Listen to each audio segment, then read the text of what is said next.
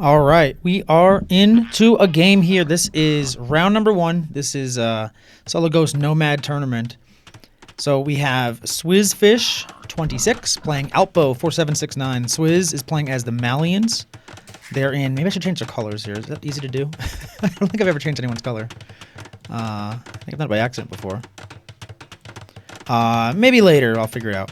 But we have Swizz in the teal / cyan, I guess. No, cyan blue. All right, forget me. And then we have AlPO playing in the blue. It's not too hard to tell them apart, actually. AlPO's playing as the Italian. SwizhFish is playing as the Malians. This is the high-ELO, so this is supposed to be 1650 and up. Most players are actually closer to the up part of that. So Swizz is a 1811 ELO right now, 1v1 ladder, and AlPO is the 1913 1v1 ladder. Now they're playing on Mired, so I have both of their like shared exploration. Let me change this to 1.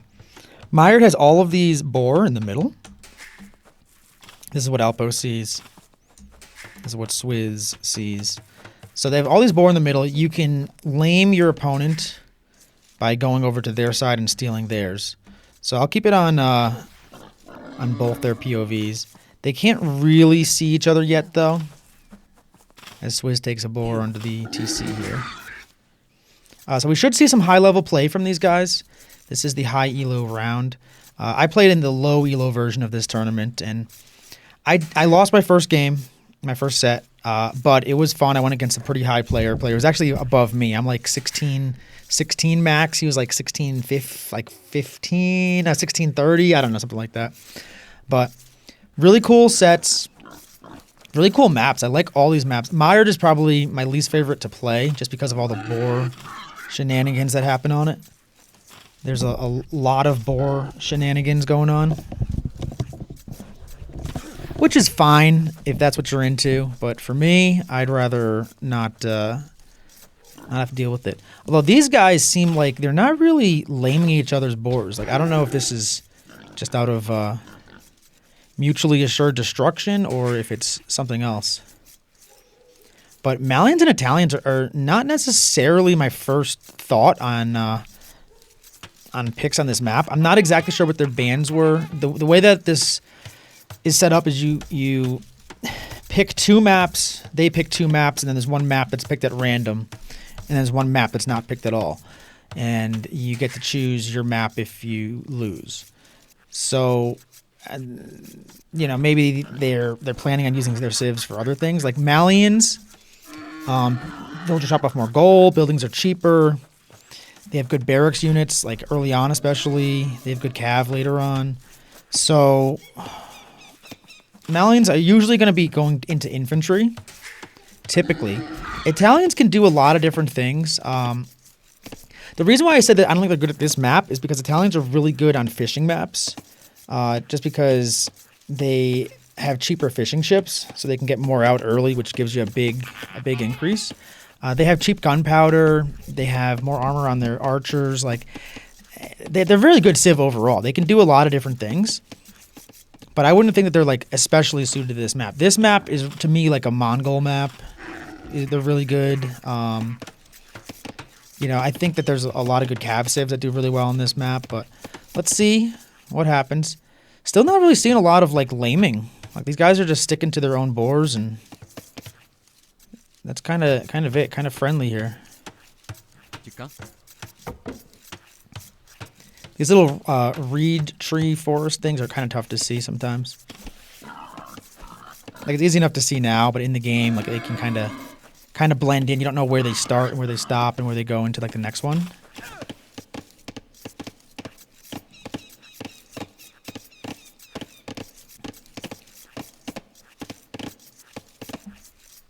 And yeah, not a single lame. That's really unusual.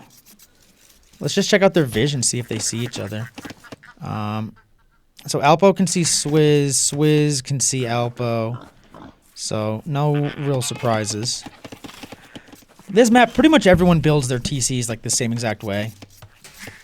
Just like right near the I want to say coast, but I think it's more of a swamp than a coast. But yeah, pretty much everyone is building their TCs right around there between a couple of wood lines. Pretty good wood line for AlPO, actually. An AlPO with slightly less idle TC.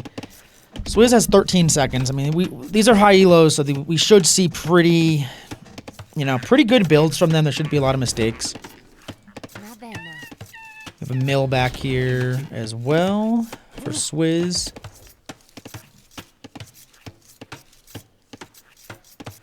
I can change the color here. Let's make Swizz red. Make life a... There we go. Let's make Swizz red, just to make it a little bit more easy to see on the... a little easier on the eyes, you know? Feudal coming in for both of them. Pretty similar timings. AlPO will be up just slightly earlier.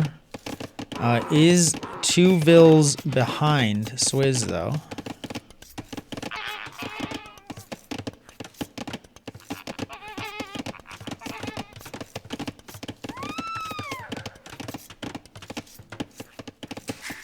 And both going up at 19 and then 21 Vils. So I think we're going to see some Feudal play here. 21 Vils is kind of a lot, to be honest. Like, usually you're going to go up a little faster than that. Especially on a map like this where you can get so much food. You can see their food up on top here. 300 for Swizz, 225 for AlPO right now. That they're hanging on to.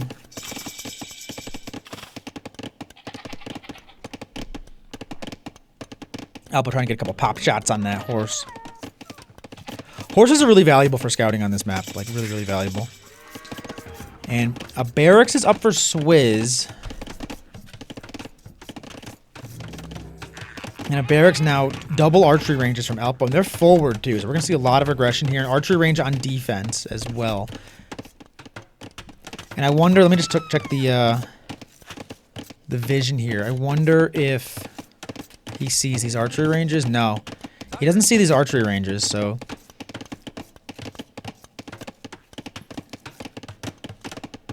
Swizz might be... I was thinking maybe they were going just defensively. Making some skirmishers, but they might actually be trying to go offensively. Are they on gold? They're not on gold, actually, so they're probably going more defensively.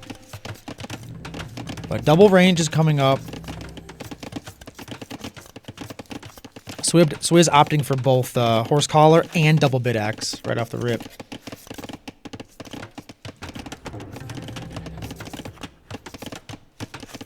And now Swizz is going to find this. This is his scout. So he sees that. Does he queue up skirmishers? He's queuing up archers, actually. Is he on some other gold that I don't see? Oh, he's on gold right... Oh, okay. Right next to his TC. So kind of fortunate that there's gold right next to his TC. That's kind of unusual on this map. But double range archers. We do have some skirmishers already made, actually. Or in queue, I mean, not already made. And there's a gap over here. If Swizz got to that a little earlier, probably could be a little safer here, but that's okay.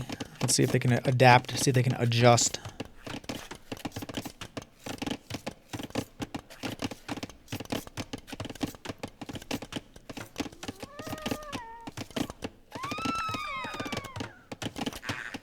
And AlPO trying to get some damage here. AlPO with a minute of idle TC, not great. 48 seconds for Swizz, also not great, but...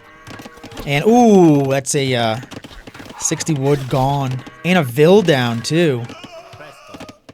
One archer killed, though.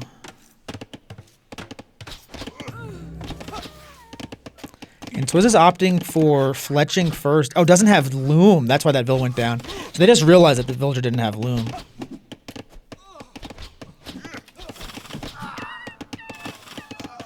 And all of AlPO's archers in the base went down. AlPO's trying to run back and kind of regroup a little bit. It is producing out of 2 archery ranges, though. I want to see if AlPO has loom. Yeah, AlPO does have loom. Yes, was going up without loom. Might regret it. 2 villagers down for him. But they actually have the bigger archer mass with skirmishers.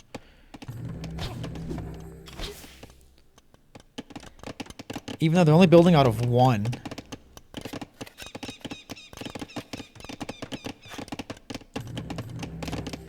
And Swizz is going forward with these, so that's pretty smart. It's high-level play right there. These guys are the best of the best, you know?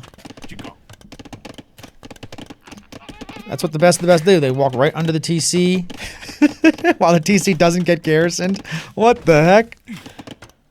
Oh, that's funny. And AlPO's in trouble. So these skirmishers got to the back here. AlPO's trying to get some damage on this side. A second archer range, I think that was, got denied. But AlPO has to move these villagers. These villagers definitely can lose one. He's gonna get a tower up on defense.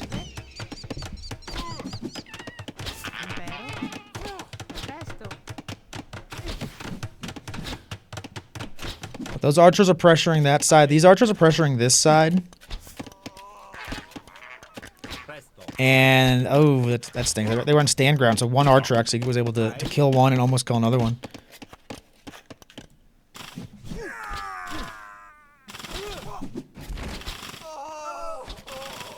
And these archers are going down, so both of them, I wouldn't say sloppy, but definitely getting kind of distracted, looking at different parts of the map.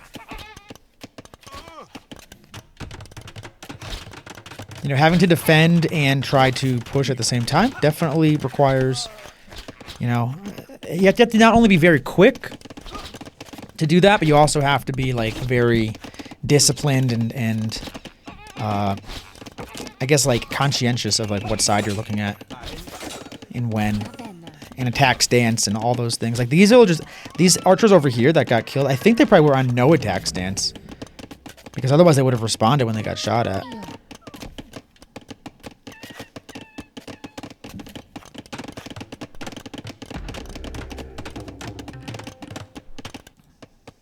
And this hole has been plugged, so you can only really be attacked from the front.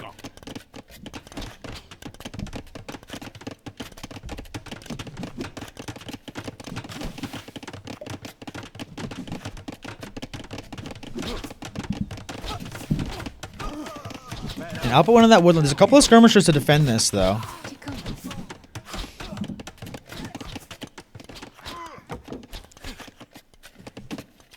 And Swizz is like running out of places to take wood, it looks like. I mean, they're forcing up these lumber camps here. This is probably a better area. Maybe even just one tower over here would really protect them. Because these villagers had to build 2 lumber camps and kind of like run these villagers. A couple villagers went down over here.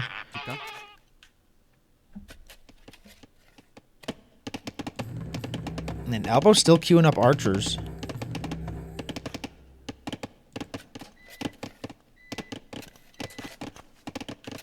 You heard that beeping? That was my power going out.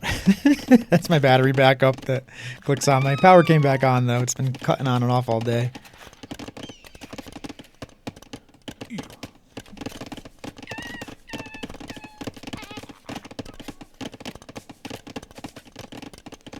Alright, so Swizz's villagers, I'm not villagers, Swizh's archers and skirmishers are moving forward. AlPO still has archers being massed up over here. Neither one really able to get like a very big archer mass. But Swizh does have the numbers right now. 39 vills at 39 vills. Each one of them have been keeping production going. AlPO with a little bit more idle TC. Almost 4 minutes versus a minute 23 for Swizh.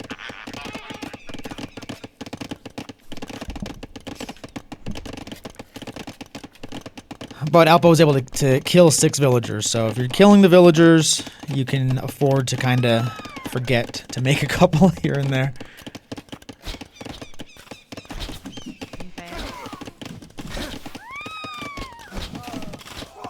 And Swizz getting some really, really solid villager kills here.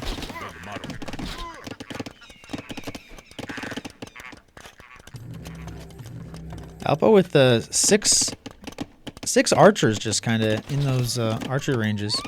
AlPO's going up to castle, so they're probably going to try to save those archers as long as they can. Running some vills away.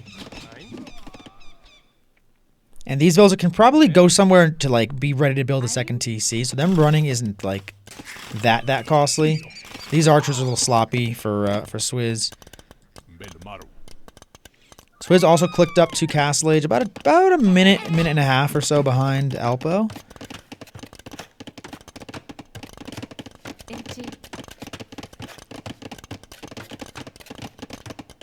I like this lumber camp right in between these two tree lines. That's cool, man. And Swizz getting as much value as they can. AlPO did build a lumber camp here, which, I mean, it's okay, I guess. You're probably going to build a town center anyway, so maybe just could have saved that 100 wood for the town center. I don't know where this villager's going. This villager's on the move. And AlPO's up. Not seeing any anything being researched or anything being built yet. Kind of weird. Swizz is going for getting bloodline, so they want to go into cavalry. And now University, instead of the town center first, University to get ballistics. Bodkin coming in. Let's see if AlPO gets ballistics right away. They've massed up 12 archers. I think they're still in the archery ranges. Yep, they're still in the archery ranges. And Swizz is gonna make a change to go into cavalry.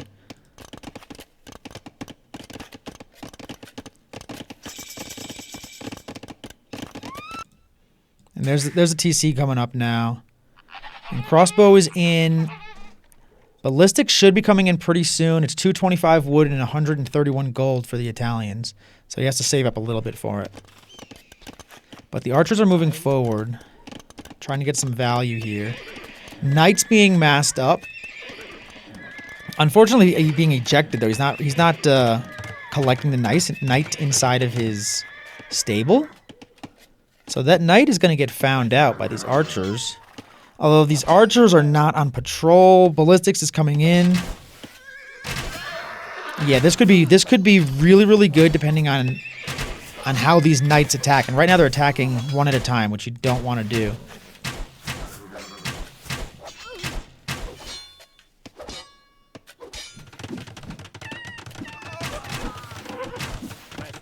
And AlPO with decent micro here. Not the best I've seen him, but decent micro. He's up on the hill.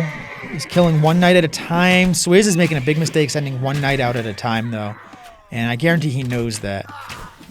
But these archers are getting not dwindled down. There's only 7 now. And there's actually not any more being massed up behind this. These archers here from Swizz are just kind of, you know, being annoying. And yeah, and AlPO got pushed back by these skirmishers. The skirmishers did with the knights, even though the knights died, were able to push this back. And get some kills there. So I thought that was going to be a better engagement for AlPO, but the Swizz was ready with the elite skirmishers. Has some upgrades on them. And knights now. Economy's neck and neck though, 46 vills each. Slightly better upgrades for Swizz. Swizz got horse collar really early. AlPO still hasn't gotten horse collar, so all of AlPO's farms are like, you know, not as good as they could be. Put it that way.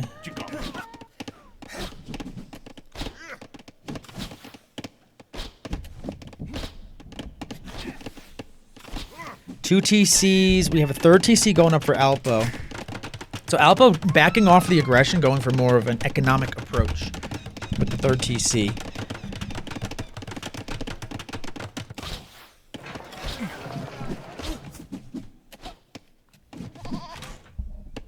And I don't hate that from AlPO actually. Like Swizz has made a lot of skirmishers, made all those knights. So like they had a pretty big sort of like investment into defense. Now these archers coming in, they're trying to just get a couple villager kills if they can. Not gonna be able to get any.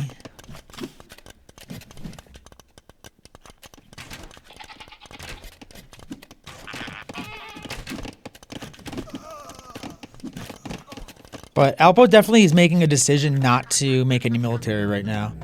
We'll see how it works out. And we have knights coming in. We have skirmishers and the leftover archers.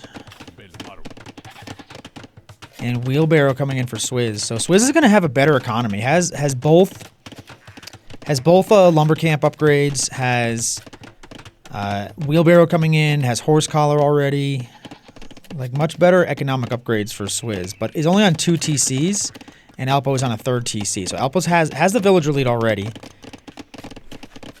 And Swizz, even though Swizz is a little bit better on economy, they don't have that much military.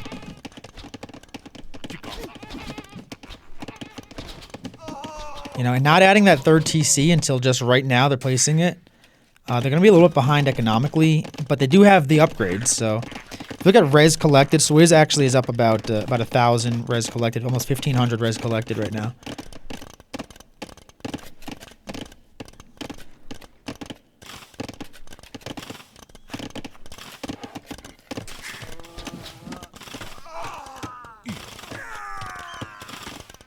And actually a pretty lucky find there. AlPO was able to get a few kills because Swizz walked right under the TC by accident.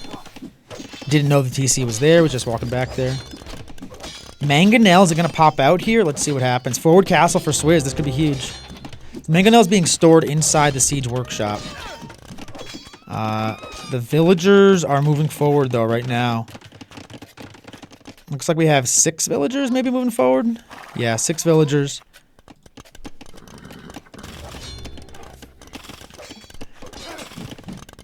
And this is where making that economic approach might not work for AlPO. However, I mean, AlPO, like, this... I think this is going to range this TC. It will. It won't range this TC, though. And AlPO can see these villagers, but I don't think he can do anything to stop this castle right now. 9 crossbow, and they're all forward. They're all forward. You're not going to be able to get back in time. And I don't know what happened to that mangonel, but it's not there. It was inside. It must have popped out and then just died immediately.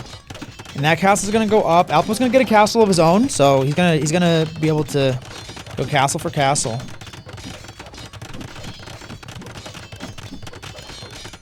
And the bill count's fairly similar, 76, 71.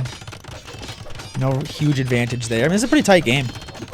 Both players playing pretty strategically, not going too heavy into aggression or defense. Kind of feeling each other out a little bit.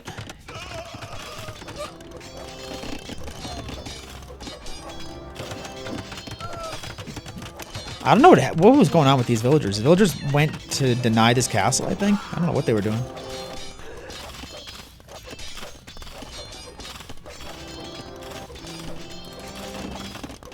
Now, they both have castles up.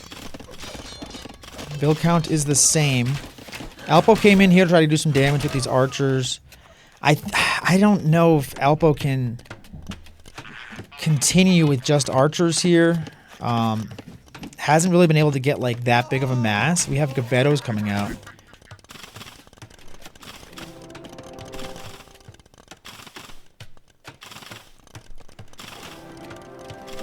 The Gebettos are in this back castle here.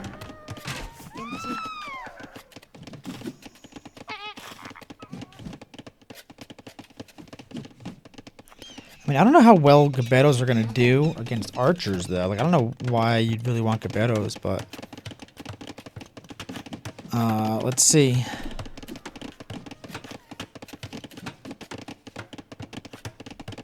I feel like archers would win against Gebettos, but I haven't really seen that too much. Still, the skirmishers on defense are doing a really good job.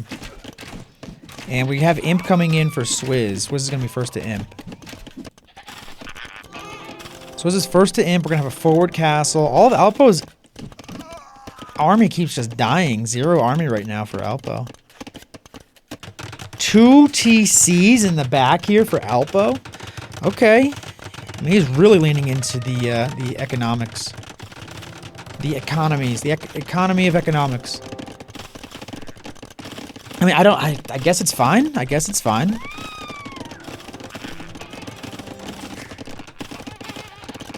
Imp coming in for AlPO. I'm really curious if this is gonna work. mean, having no army and adding 2 TCs just seems like a recipe for disaster, but I'm not as good as AlPO is, so maybe he knows something I don't.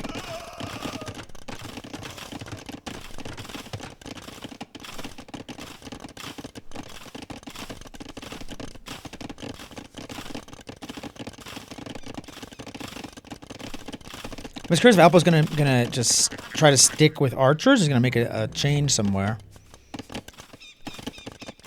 Doesn't seem like it. Hasn't researched really anything else.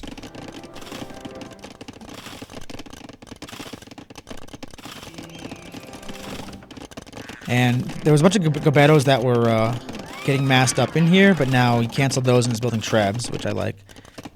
Nothing out of the back castle here. And AlPO's got a minute 23 behind, so there's going to be at least, you know, 2 Trebs, basically, before he can get 1 Treb out. And I'm not even sure if you want to get Trebs out when you have no army. AlPO is making Genoese crossbow, which would be good against the Knights. They'd probably be fine against the Gabetto. And Swizz getting handcart and iron casting. Handcart for Swizz. So there's been like a theme of Swizz always getting the economic upgrades. Like having less economy, but having better economy, if that makes any sense.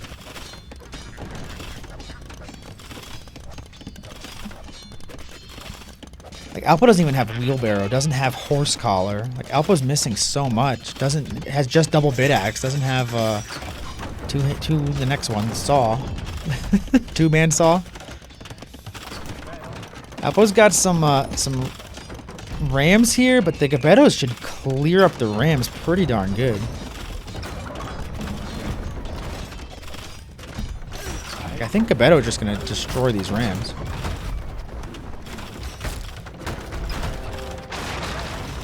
Yeah, 2 rams down.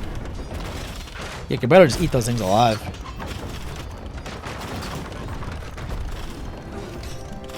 And AlPO's castle is down. AlPO is castle-less. These knights over here trying to deny chemistry, they won't be able to. Oh, actually, they will be able to. AlPO's not researching chemistry. So, yeah, this is not looking good. I don't think these 2 TCs were the right move, but let's see how this goes. I think AlPO needed some army there. Adding cav archers too. Oh, I'm sorry. Genoese crossbow look just like cav archers in the picture. So crossbow, some Genoese crossbow are out there. Arbalest is coming in. Arbalest should do pretty well, but I don't know if AlPO can mass it. And maybe these 2 town centers were because he knew he was going to lose these 2 town centers up front, so just wanted to replace them like ahead of time. That's probably what the reasoning is. Like if you asked AlPO what the thought process was. But these villagers are super exposed. There's 40 villagers here.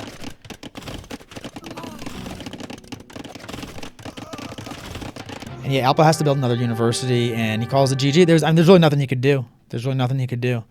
Let me take you through some of these stats real quick. Really curious what the APM looks like. And we'll get into the next game. 20 APM for AlPO, 17 for Swizz on that one.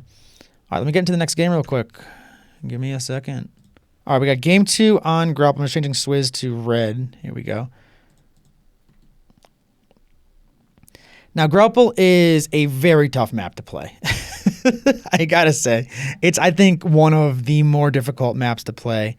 Between the water, between the land, between the fishing, between the not fishing. Swizz, not even looking around, just gets the TC up immediately. I mean, not even on a wood line. Like, has no idea what's near them right here. Like, they just built it. Super close to the water. AlPO looked around a little bit longer and is going to get the TC down a little bit later. So, I'm not sure which approach is better. I personally like the look around approach, but house right next to the TC too. And then the dock is being placed. I don't know. Let's see. Let's see what approach is better. I don't know. I've never seen anyone build a TC faster than Swizz just built that TC. In terms of just placing it without seeing anything. They have no idea what's around them. And there's not, I mean, there's food, but like when you make a fishing dock, you want to get wood right away. So like this wood's not going to be efficient at all. He's going to have to build a lumber camp to get it anywhere efficient. So, and you only have 25 wood. So I think that was a mistake. I'm gonna go ahead and call that out as a mistake. I think you want to just walk around till you find a wood line and build it on the wood line. Because this dock is gonna be useless. This dock is gonna be totally useless. You have to get 50 wood just to build one fishing ship, but then really you need another 100 wood to build a lumber camp that you need. So what's the point of having the dock? Just build the lumber camp. There is one tree here, so I guess that's enough to at least get the lumber camp up. But AlPO is taking a little bit more of a traditional approach. I'd say a better approach of getting on the wood line there, because you're on the wood line and you got the fishing here, going for a boar right now. AlPO playing as the Bengalis, SwizhFish playing as the Japanese. Bengalis have some water bonuses that I think could be effective here. Ships regenerating 15 HP per minute being the important one here. So I like that. It gives their units a little bit of strength. And then mills, lumber camps, and mining camps are 50% cheaper. So I guess that helps the Japanese there. So that's kind of something I forgot. So that could work. Obviously, their infantry attacks faster. Their fishing ships work faster in Dark, Feudal, Castle Inn, Imperial Age, and they have more HP. So both good choices here. I like both those civs. And the lumber camp is up right now. It is cheaper. So I guess it's only 50 wood for the Japanese. But AlPO already has a fishing ship out, whereas Swizh does not. Swizh is not even queued one up yet.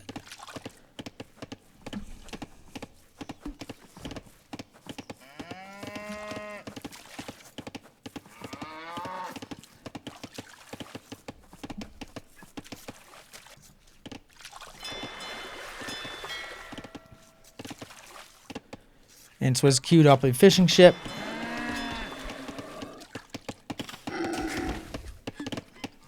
Gets a boar. Finding boars on this map, very important.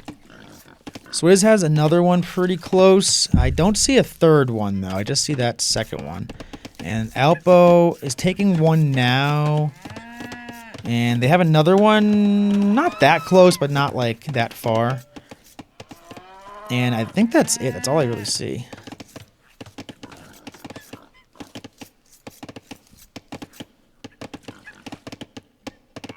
Yeah, it's really just those two. There's another one like up here. So they're each going to get 2 boars, it looks like, as long as they scout pretty well. Swizh look like they're going for the second one right now.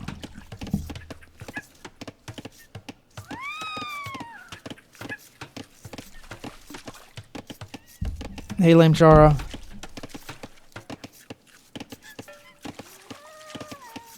Yeah, I definitely like Bengalis here. I think Bengalis can be really strong. I think Bengalis on like hybrid maps are a really good civ. I think they're one of the best.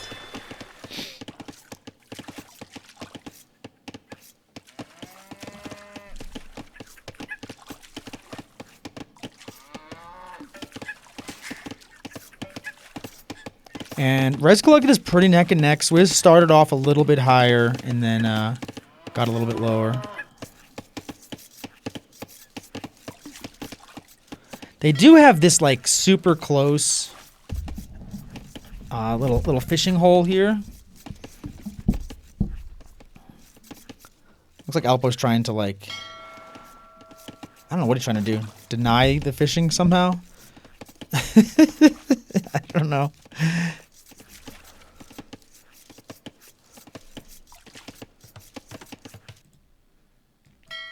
But we have AlPO with 5 fishing ships. Swish over here with 3 fishing ships.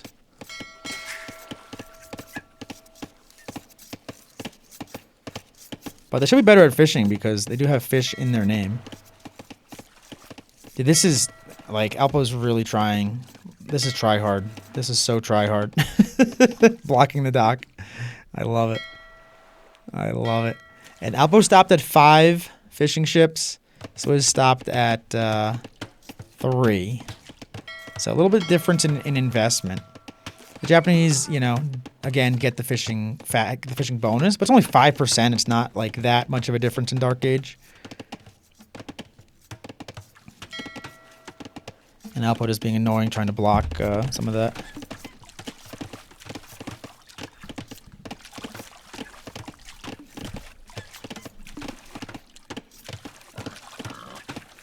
Yeah, it looks like AlPO never found this boar. That boar was pretty far away. That boar was pretty far away. So AlPO didn't get the boar. The only thing about this map is the fishing holes are super close to your TCs usually. So you can usually get away with, you know, not finding the boars because of the fishing holes.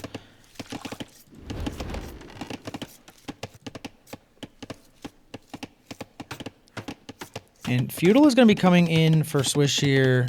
AlPO just started researching it. But economic units, we have 29 for AlPO and 23 for Swizz over here. So let's see.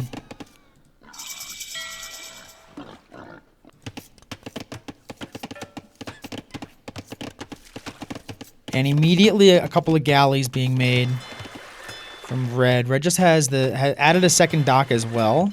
So going to be 2 galleys out. They know exactly where AlPO's fish are. And so timing-wise, this could be really good. You can, this is after the latest patch, and you can garrison your fish if you want. There's still like a minimum range on the dock, so you can get inside of there and kind of deny them. I think the play might be just to get inside of the minimum range and just put your ships on stand ground and just kill the fishing ships as they come back if they do leave. That might be not a bad strategy. But then it puts you at risk of like demos and even just like a fire ship or something popping out, or a Hulk. Hulks do pretty good damage up close. And so he's moving forward, making a 3rd galley. AlPO is up to Feudal. They're not queuing any fishing, any galleys or anything. So they might want to just let these fish die. Maybe they feel like they've gotten enough use out of them. They're up about 300 res collected, so...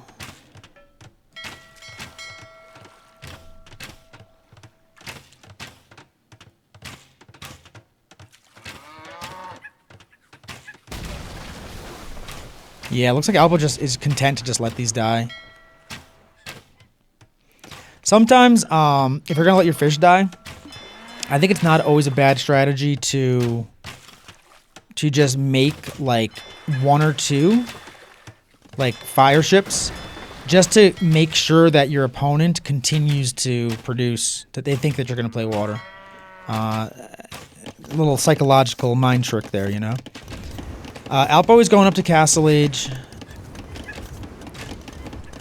So AlPO's going to be way faster to Castle Age than Swizz. I think it's Swish. Swizh. Just use an S. What was wrong with an S?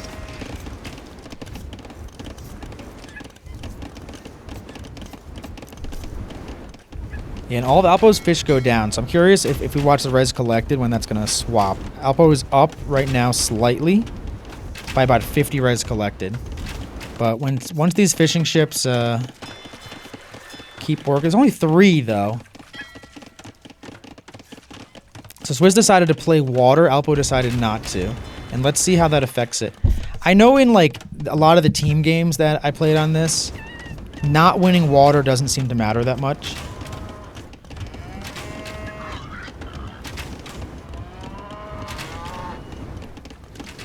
AlPO has a lot on stun. AlPO definitely wants to get a castle up. And they might be going straight Ratha.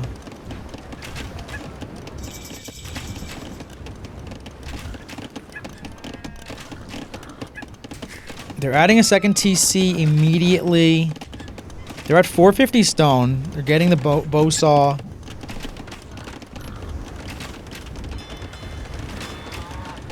Fishing holes are still pretty abundant. I mean, there's still a lot of fishing holes. Like, you don't need to build farms yet.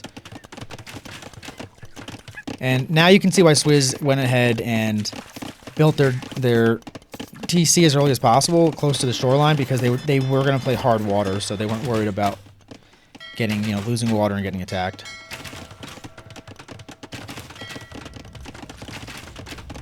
And Res Collected has swapped over about 200 high for Swizz right now.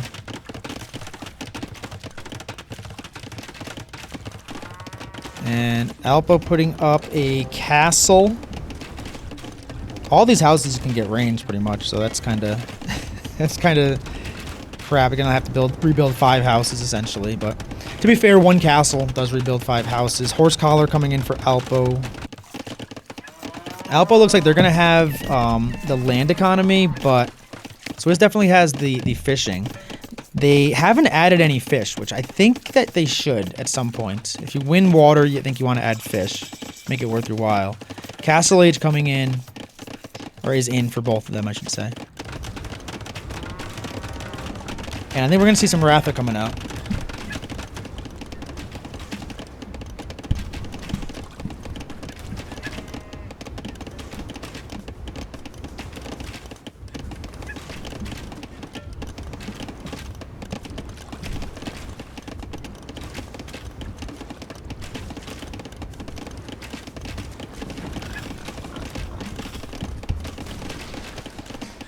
Castle able to kill that fire. And yeah, we're going to see mass Ratha. Ratha are awesome units. I think they were nerfed not too long ago. I don't know about this last patch. I think something changed about them. I'm not sure. Lamechar, tell me in the comments if you know. But I thought something was changed about the Ratha recently. 10 attack on them. They have bonus against skirmishers. I don't know if that's in both their modes. So Ratha can act as a knight, and they can act as a archer, or a cav archer, I guess. Oh, they got -1 pierce armor. Okay. So they used to have a 2 pierce armor, I guess. Now they have 1 pierce armor. So not as strong, but let's see what Swizz is making. Swizz is not making... they're making cav archers right now. So probably a good unit against the Ratha. They probably were thinking about that ahead of time.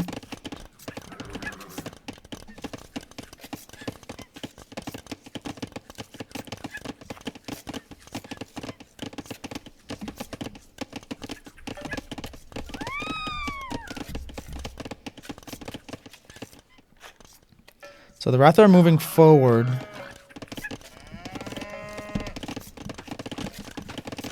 And I don't know if AlPO used their timing that well. They were pretty fast to Castle Age, but they're a little bit slower to this attack. They did get Bodkin Arrow, which is going to help the Ratha. Ratha, you have to get like all of the attack, like all the blacksmith upgrades, right?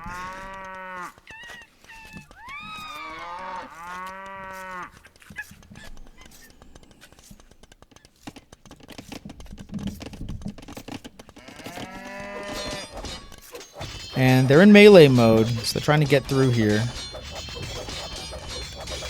And then the cav... Let's see how the cav archers deal with it. The cav archers should do pretty well against them. Especially with decent micro. But there's a lot of Ratha here. 8 Ratha. And he's keeping them in melee mode. And that's 1 Ratha down. Yeah, they're getting melted. They get melted by these cav archers, actually.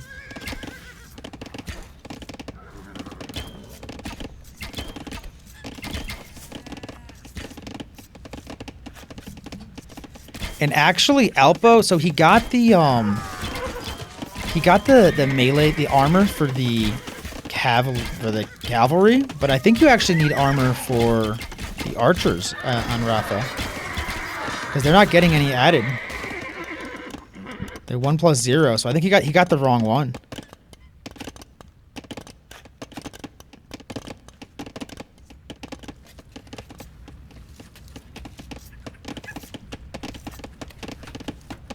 And he got Bodkin, but he's using them in melee mode, so I think that's just a misunderstanding of these units from AlPO. And Thumbering coming in for Swizz. I like to see Ballistics come in before Thumbering, personally. I think Ballistics is the much better upgrade.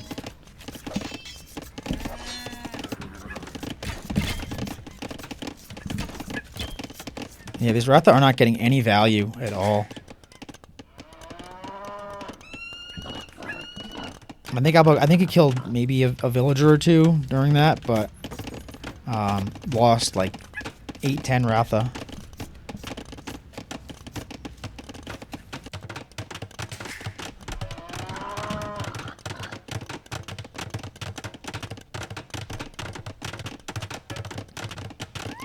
But a third TC going up for AlPO. Swizz has 3 TCs already up.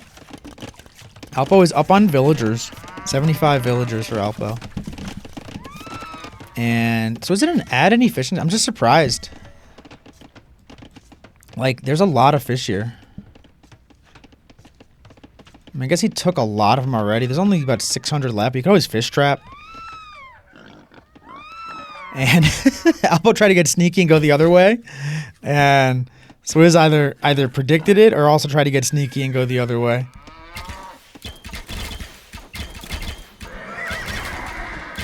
And yeah, this lack of armor on these is bad.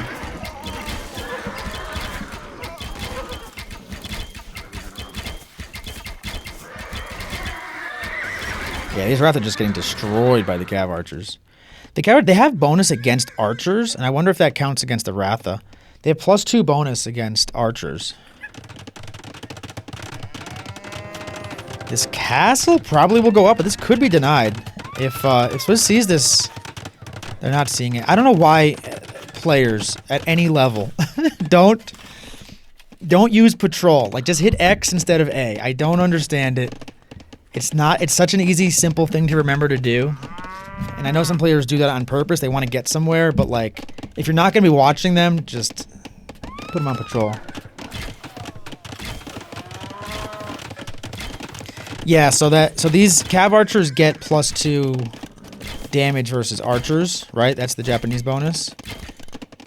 Versus ranged soldiers. Okay, so it's all ranged soldiers except for skirmishers. So I guess the Ratha count as ranged soldiers.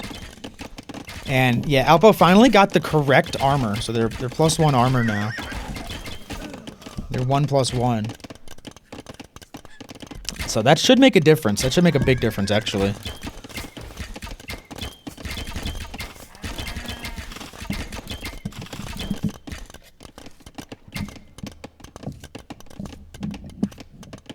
Yes, these Cav Archers are doing 10 damage. Is what they have 10 attack right now against the Ratha.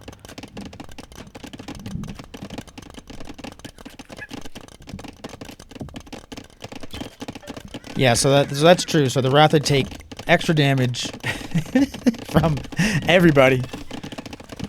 Anything that has a bonus gets a bonus against Ratha, basically.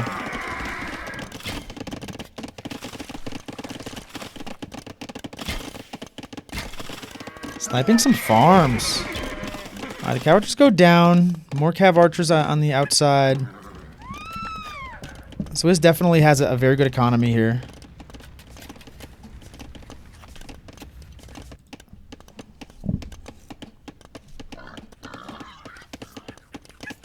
And Ballistics is in for AlPO, but I mean, based on what he's sticking with the Ratha, but I don't know if the Ratha are the best units.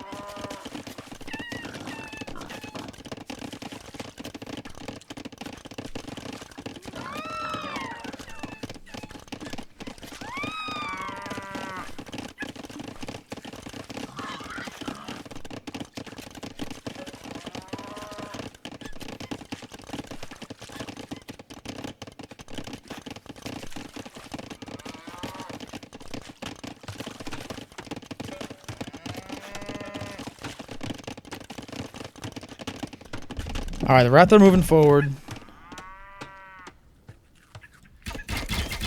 Cav Archers are kind of chilling at the base there. We have just an expansive castle here. The Wrath might be able to get some damage, though. It looks like Swizz is a little bit out of position. We do have Imp coming in, though, for him.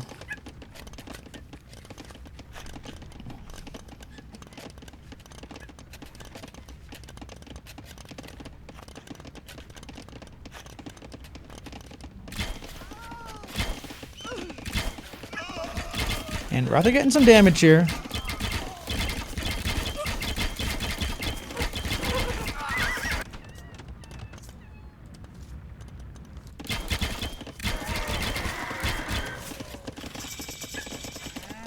But Imp is in, and we have scale armor coming in for Swizh, which makes me think he's gonna go.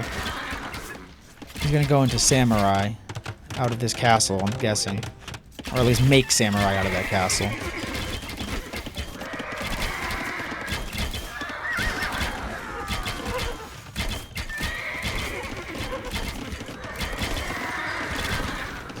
These Ratha are just getting owned. I really want to see a different unit out of AlPO, but he seems really set on the Ratha.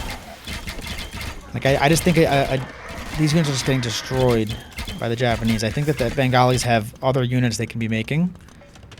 You know, they have great elephants, for instance. His economy's looking good, though. 113 vills to 91. Still just the first 3 fishing ships. I would love to see some fishing ships, but it is... The thing about fishing ships is they can get sniped. So, like, if you actually had a dock in the middle, you could maybe add some fish traps around that. Yeah, some skirmishers in with the Ratha. I just think just all Ratha is just not gonna work based on what I'm seeing. Like, the KD is just gonna be super high, I think, for Swizh out here.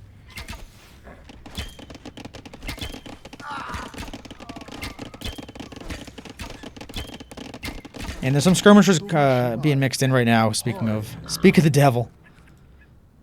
Yeah, Ratha plus skirmishers could do really well. Like, Ratha in melee mode and skirmishers there to defend them.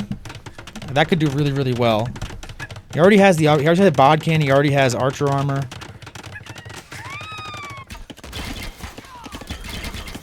And AlPO's on the attack here. AlPO is being very aggressive. It might be a matter of just AlPO's economy is better and can just get work done. I also like AlPO really expanded on this side. I like that a lot. I like that a lot.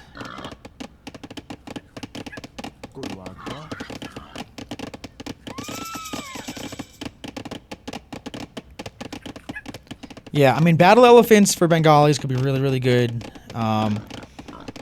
You know, do you want to tech into it now? I think stick with the Ratha plus the skirmisher mix. I think could work really well. And get some siege behind it. I think that AlPO can take this game easily. And they have the economy. They're up 30 villagers right now. 135 to 104.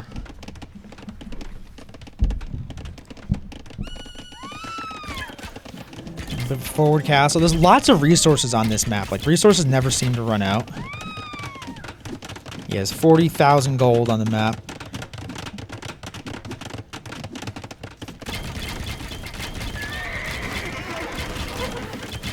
Man, he's rather get melted, though.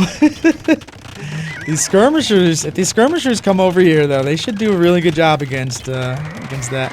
Chemistry coming in for AlPO as well.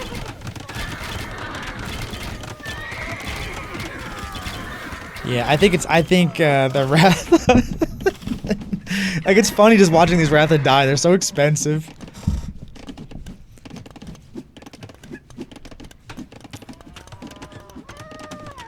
And they're both in Imp right now, so a couple of trebuchets being made by Swizh. Nothing being made by AlPO. Oh, Swizh actually has cannon galleons here. That's actually kind of huge. I missed that he was making those. Those cannon galleons can at least range this castle. I don't think they can range these town centers, but that's why winning water early was pretty important, though. But they still have to defend on land, and that might be tricky. And what's their answer to these skirmishers? Because right now I'm just seeing cav archers, and they have some samurai. I'm not sure where the samurai are. They're chilling over here. So the samurai should do pretty well against those, but the Ratha would probably do pretty well against the samurais. So, in arrow mode, in archer mode.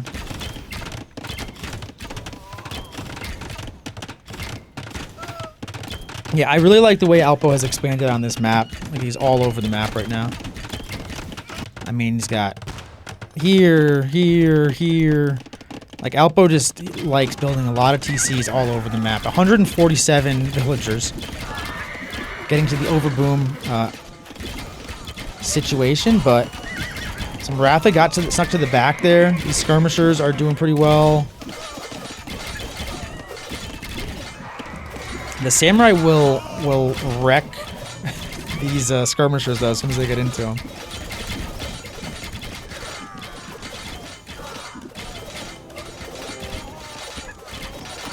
No siege for AlPO, but AlPO has to kind of win this fight before they can make siege. They added 2 siege workshops here. Didn't make anything out of them. Not sure what the plan exactly was with this. These are gonna go down though. I think AlPO can just kind of back up a little bit though, and yeah, they can just build what they need to do over here. They have their 40 plus eco ahead, so like they have the resources where they should be able to just back up a little bit.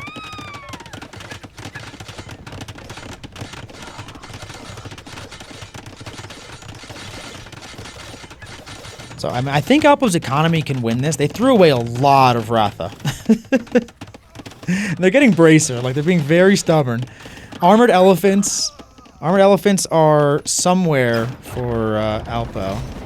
They're being made somewhere. I'm not sure where his siege workshop went because he lost the ones that were up here. And it looks like Swizz is kind of pushing on the bottom a bit. Cannon galleons are taking up a lot of space. These, oh. So AlPO just built these archery ranges and probably should have put them back here. They had them back in the back of their base because now they can just get taken down by these cannon galleons. So they're gonna have to rebuild them again, I think. I don't know if this cannon galleon can range this castle. If it does, that's a problem for AlPO. And elephant archers for AlPO coming in. Elephant archers, they'll do good against the samurai, better than the Ratha for sure. I think that the cav archers, they still get the bonus against. Yeah, they'll still get the bonus against them.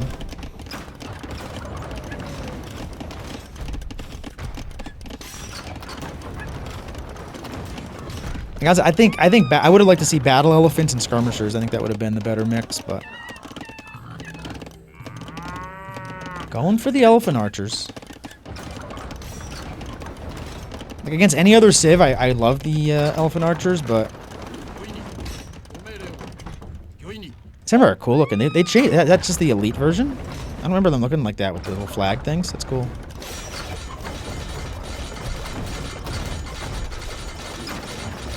Them go. Why are they wearing a flag on their back? It makes them kind of noticeable in battle. You know?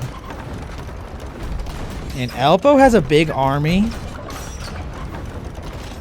The cav archers are like way over here, so they're not in position. Cav archers were the best ones to deal with these elephant archers. I think AlPO is gonna win this little battle over here, but let's see what actually happens.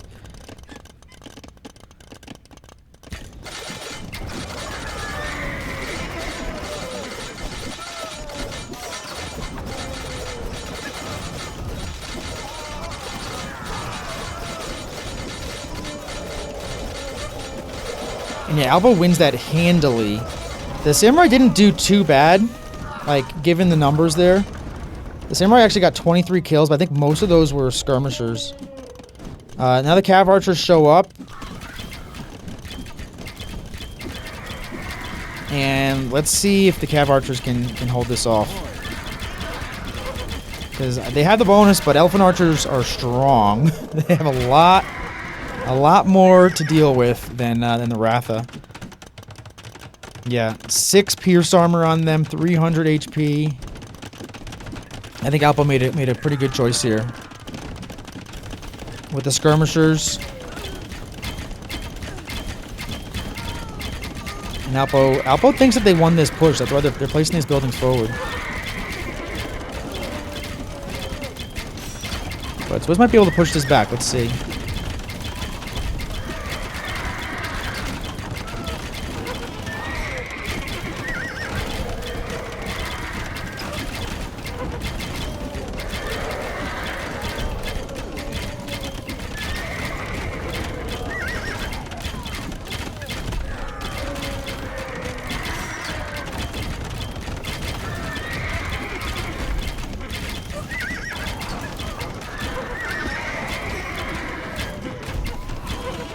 Looks like AlPO's gonna win this. Yeah, AlPO won this battle here. AlPO actually managed to kill these gold villagers in that process, but has never brought them back.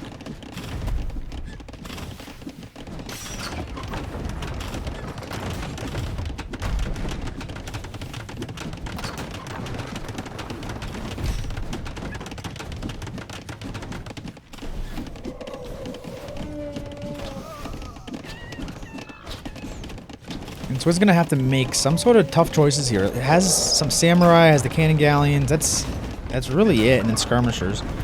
Is samurai and skirmishers gonna be enough to deal with this? Maybe. I mean, it's a counter. You know, samurai did pretty well against the elephant archers, and they definitely will do well against the skirmishers. And the skirmishers should do well against both of those. So I mean, it's not a bad comp. I think the economy is really bad for Swizz right now, though. And AlPO has just expanded so much of this map. Like, he did such a good job of just constantly expanding. I think it's gonna be AlPO's game.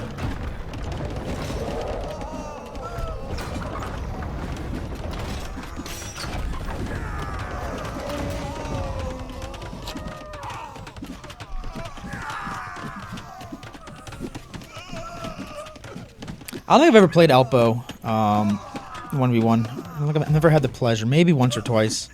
I mean, he would destroy me. I wouldn't. I wouldn't stand a chance.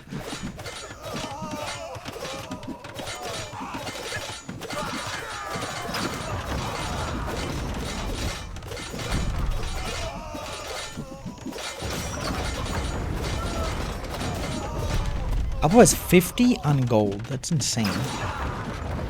That's a lot on gold. And samurai are coming in. Samurai might be able to snipe these trebs. I think it's just a matter of time, though, before Swizz just doesn't have anything. And AlPO is down 12 villagers. They might have deleted those 12 villagers, actually. And samurai coming in. AlPO doesn't have the numbers. Just popped a bunch of elephant archers out. Elephant archers are pushing away the samurai. Samurai are like trying to regroup over here, I guess. I'm not sure what's going on. It looks like they're trying to regroup here.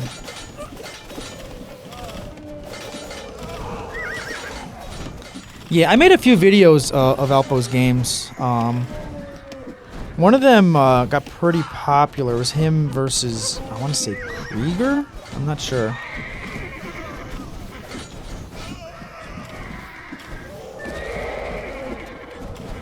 So I'm familiar with the AlPO play style.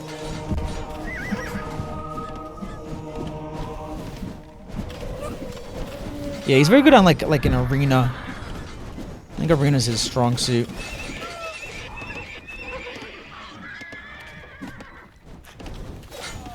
So he's trying to make some light cav here. They're getting pushed pretty hard on this side. They just have a couple of undefended trebs on this side that are actually pushing into like AlPO's economy, but his economy is so spread out now that I don't think it matters. Like, Swizz needs to defend here. And this is where the main fight is, actually.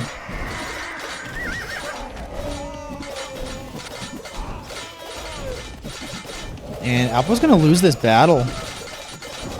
AlPO doesn't have that many units. He's making Ratha again. He hasn't learned his lesson. I think he's just making the Ratha to deal with these trebs. And if he's paying attention, he just needs to switch to melee mode. Swizz is sending them back. Swizz is actually kind of holding a little bit. I thought that he was gonna just kind of get rolled on this side. But AlPO does not have army.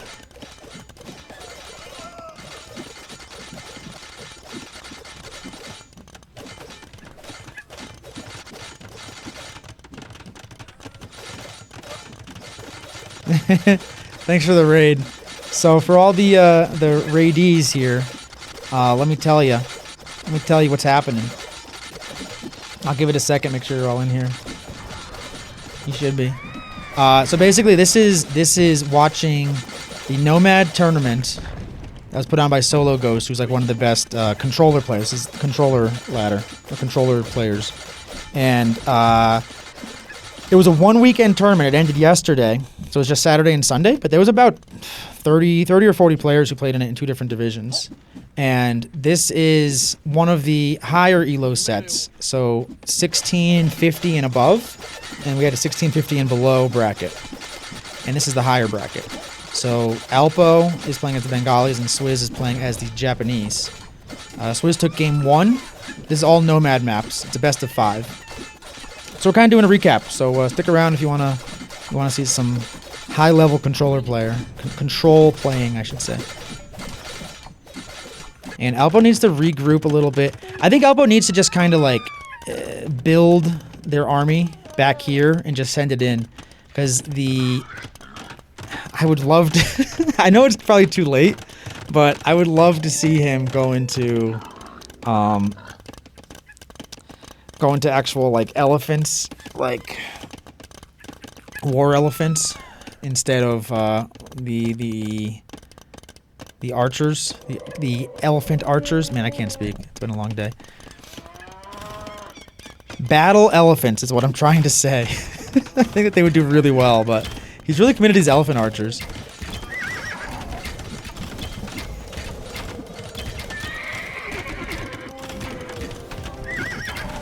I think battle elephants would do much better against this comp. I guess the Japanese, I mean, he could go into halberdiers, but I think if you went into halberdiers, you still have your skirmishers to deal with it. Iron casting coming in from AlPO. He had 50 on gold for the longest time, and he's just getting iron casting now. But if AlPO holds this here, I think he pushes this back pretty well.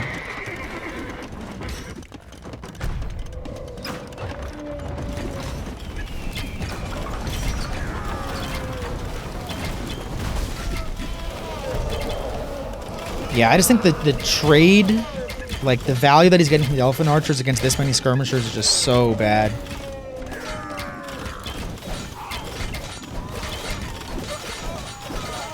I get it. Like when I play Bengalis, I just want a giant mass of elephant archers.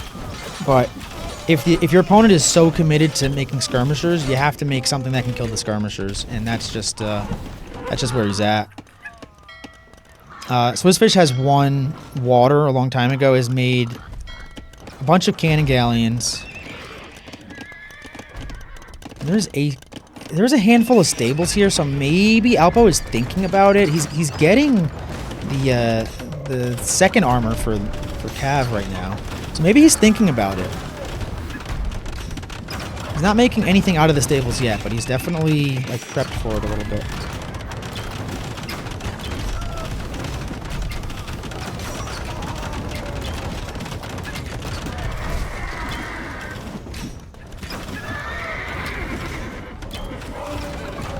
I mean, if you're just going against skirmishers, you don't need to have elite. Like, you just have regular battle elephants. They should just wipe out all these skirmishers.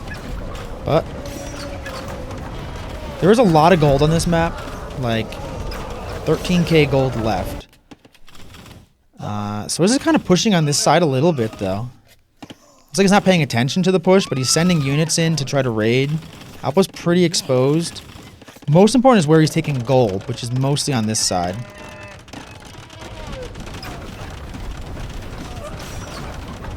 Yeah, I mean, Light Cav would be fine. Light Cav are coming out right now. Light Cav should do pretty well. I mean, just anything in front of these elephant archers to take the attention away from all these skirmishers. Although now that he's done it, though, there's halberdiers as well.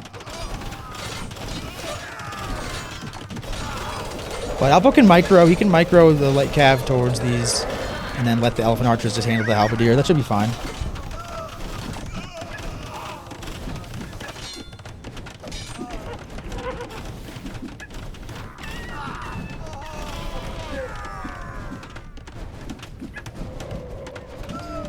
So I was pushing this back. He needs to now push into forward. The Siege Workshop, we just had Capped Ram get made. Capped Ram should do decently well, actually, from the Elephant Archers. Get the Capped Ram up in front. But kind of almost in a stalemate here. I feel like AlPO should win this. Has had the bigger economy for most of the game. But just for some reason just can't push past this point. Actually, the light cav just to raid, just put a point in the back, let him attack. It'd be really, really nice. Ram's coming out. Ram v Elephant.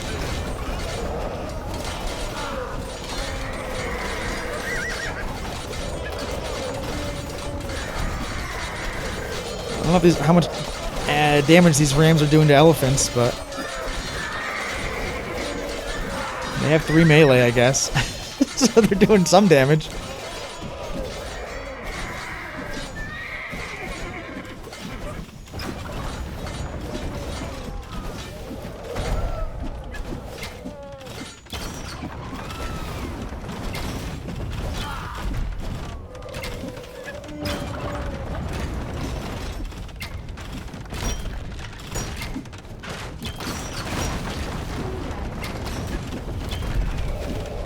And we have 6 light cav in queue. Other than that, it's just the elephant archer. There's still some Ratha somewhere.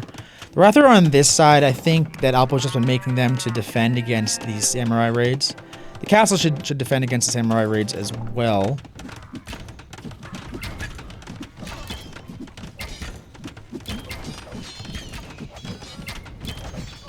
Man, I thought AlPO would have won this game a long time ago. Swizz has been really holding on pretty well here.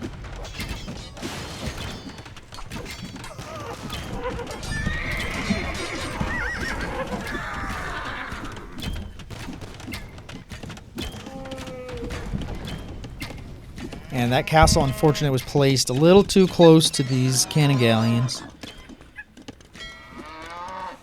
I think AlPO has pretty much out of range from all the cannon galleons as of now. All the buildings that were there have been taken. And some villagers moving forward over here. They might not know about this castle yet. There's still this relic. Let's see how much gold is left on the map. 7,000 gold. And yeah, he didn't know about that castle. I don't think Swizz saw him building that, though. He needs to get just like the biggest army possible and just make one big move. Still making light cav. Only 23 on gold now. He used to have more. Swizz has 5k gold in the bank. They clearly have relics. You can see the relic count going up. AlPO doesn't have any relics. 2,700 gold from AlPO. There's still, I think, like 1 or 2 relics on the map. There's one right here. There's one over here. If AlPO sees those, he could definitely go for them.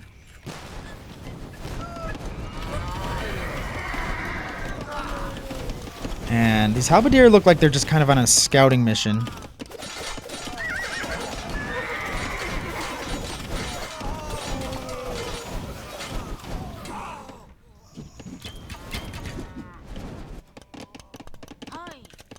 And I think that Swizz was Vil fighting a little bit. That's what it looks like. AlPO just can't make this push. They're down to 115 villages. I'm not sure if they've been deleting them or if they've just been slowly dying. But AlPO also needs to be aware of the cannon galleons and kind of hug the coast, or like the edge a little bit. Guard tower coming in for Swizz. And these villagers are trying to get a castle up on the side there. Which is a good castle if it goes up. That's pushing pretty well. Also gets on this gold. That's what Swizz wants to get to.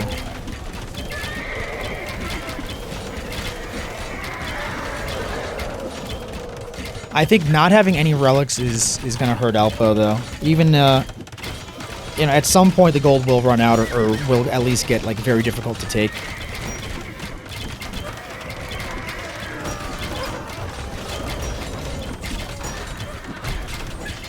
I don't think this castle is going to go up here.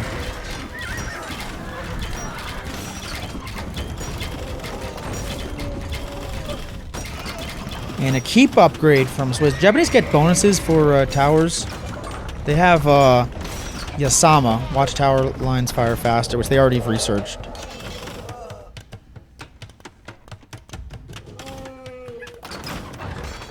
And Swizz is starting to hold here. The eco difference is actually getting to be in favor a bit of Swizz over here, because as the gold runs out, like this gold mine, this is 1,800 gold, and there's only 4,000 on the map. So I'm not sure where the rest of it is. I don't think there's any on this side anymore.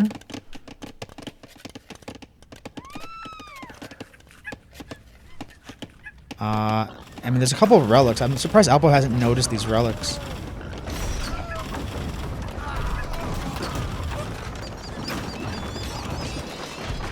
I'm not sure where the rest of the gold is. I don't really see it. I guess I could change the map. I'm not really sure how to do that.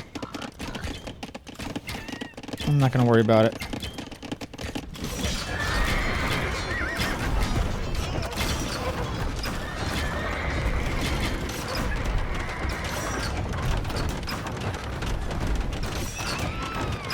A lot of stables are up, though.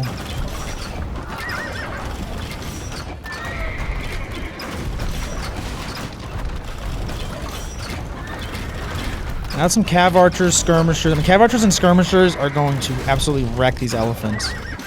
That's the problem with these elephant archers. And finally, battle elephants coming out. Okay, all right, this could be the moment. I don't know why, like, I just want to see what these battle elephants can do. There's only 3 of them. But they're making a beeline to these trebs. There are some halberdiers waiting, though. Got 1 treb down. If these trebs can get down, that would be pretty good.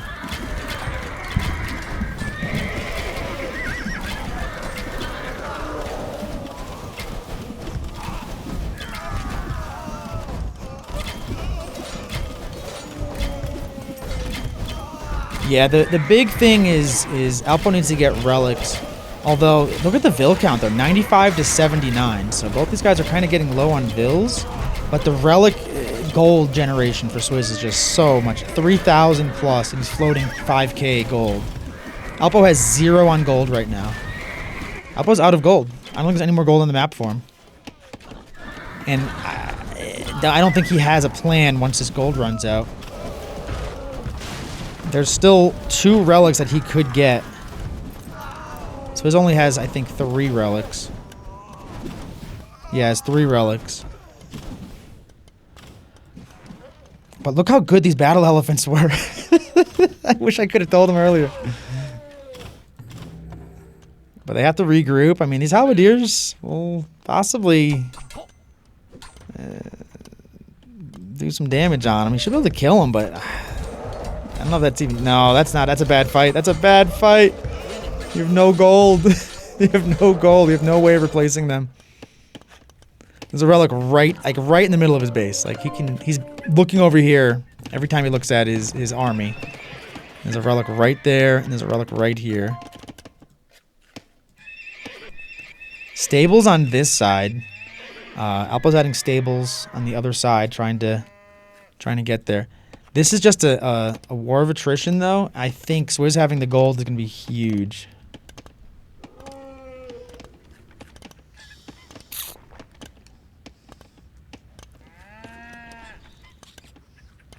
Yeah, I think AlPO has been playing great, had a great economy, but just really stubborn with the unit production. First it was the Ratha, then it was the Elephant Archers. And I mean, really, all he can make is like light cav and skirmishers right now. He's got 9 Elephant Archers in queue, but he's got no gold income.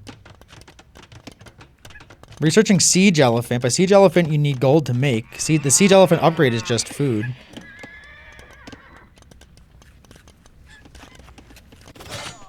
And we have some Samurai on this side. And Swizz is pushing this side, which I really like for Swizz a lot. I think that's a very good move. This side's been kind of forgotten about. The only problem is if you push this side, that leaves you vulnerable over here. And the light cav can come in. Swizz doesn't have the extra villagers, doesn't have the extra food. I mean, they're floating 1,200 right now, I guess. So they do have the extra food. Sanctity coming in for Swizz.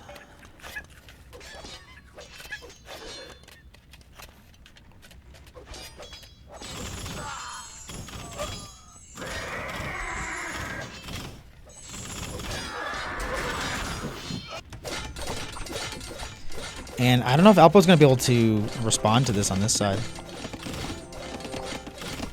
Like, he really does not have the units here. He has 500 gold now. I'm not sure if he unqueued some elephants, maybe. I didn't see any market events. But we have a nice little raid here. I mean, raiding can win this game for AlPO. But I don't think AlPO has an answer to this push. He's running his villagers. You know, the good thing for AlPO is he does have a lot of space to work with. This map also seems extra big for a 1v1, but maybe that's just me.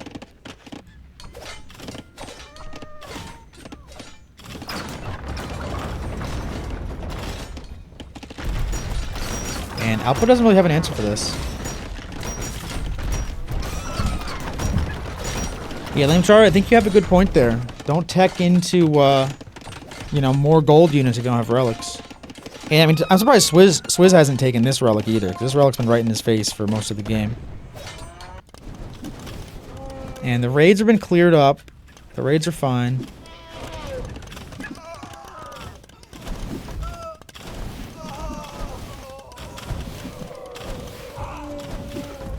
And we have siege elephants.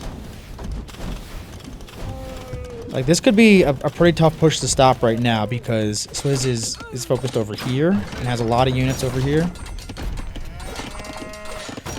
But this is going right into AlPO's economy. I think Swizz is going to win this game right now. I don't see any reaction that's going to stop this. And unless AlPO is going to come in here and do more damage, it's almost going to be like a base trade. An hour 30 base trade.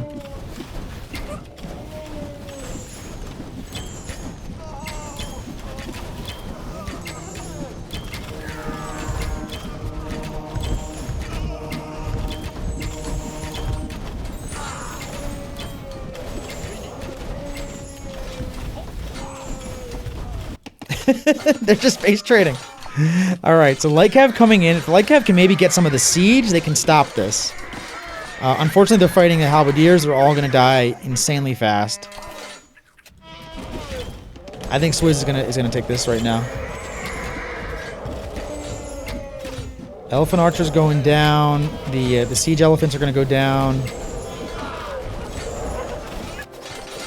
And yeah, Swizz is taking over this game. And they're at 200 pop. Yeah, this is going to be a GG. And there it is. There's a GG. Wow, what a game. What a freaking game. I mean, for AlPO, was in control of that game most of the time. I think just the lack of relics, like, honestly. Threw a lot of units away, a little stubborn. But really well played overall, though. I mean, he really can't fault him. He had the way better eco, like, really was set up. APM for AlPO 20 and 15 for Swizz. Those I know some computer players playing those. That's really fast for controller players. So not bad, not bad, not bad. I'm gonna get right into the next game. I want to get through this whole set. So give me a second. All right, so I'm gonna put in 2 games for Swizz.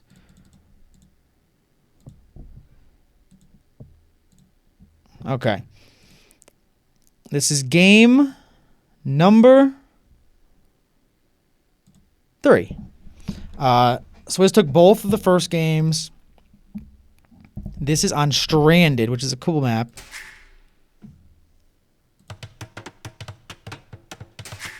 So this is on Stranding. AlPO's getting their TC up. They are playing as the Wu. Swizz is playing as the Malay.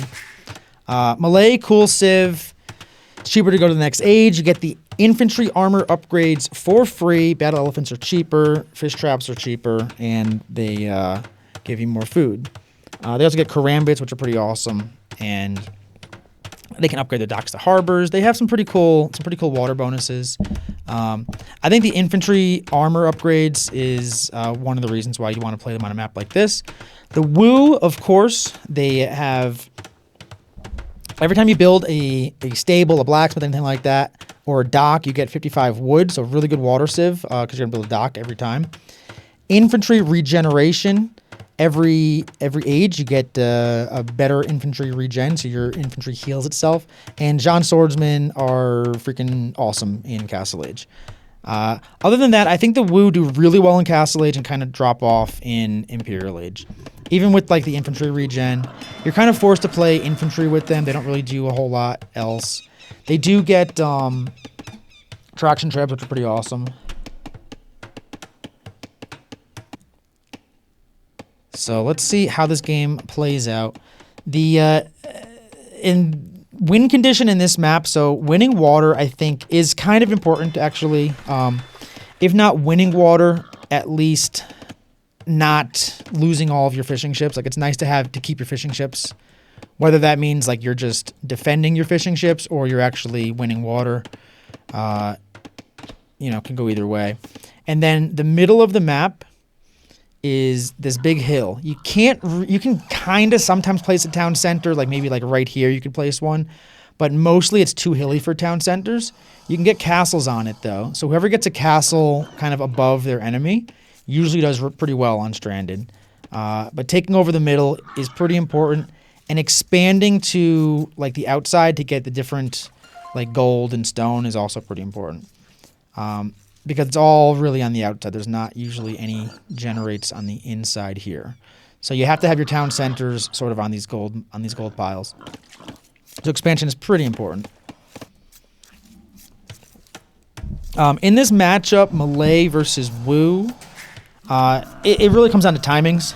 If the Wu can get a good attack in Castle Age, they can do really well, especially with John Swordsman, especially with infantry. Malay, I think on water they would be a very good civ here, as far as like fishing goes. But I don't know if they necessarily would win water. They also changed the Wu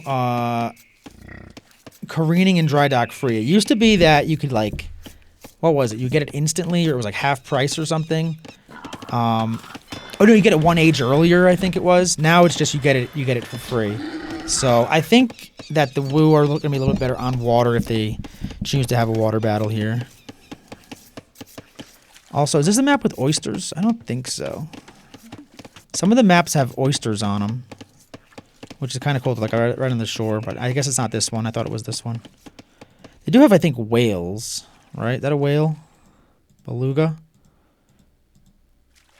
Yeah, it's a whale. It has 1,000 gold on it. Is that a humpback or a sperm? I think it's a humpback. Nah, it can't be a humpback. Maybe it is. I don't know. I don't know my whales that well. I'm from Connecticut. Our state animal is a sperm whale.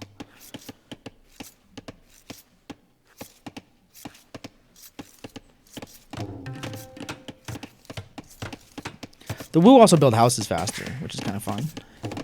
So do their teammates.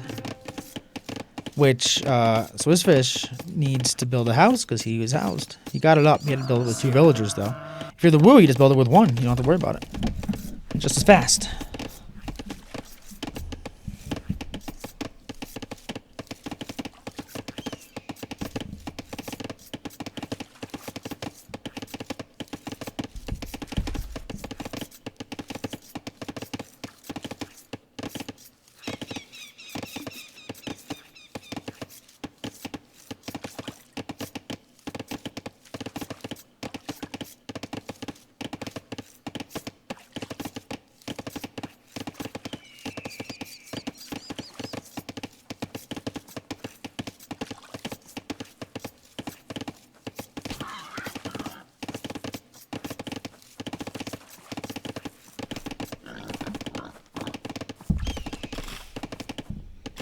Nice little board lore for AlPO here. I mean, these guys have to be kind of tired from that last set. Like, they have to be feeling like they don't want to play another one. But I don't know. AlPO plays a lot of games. AlPO has more than 10,000 games played. And that's on this account. He has, like, another account I think he used to play on. So, maybe he has the stamina.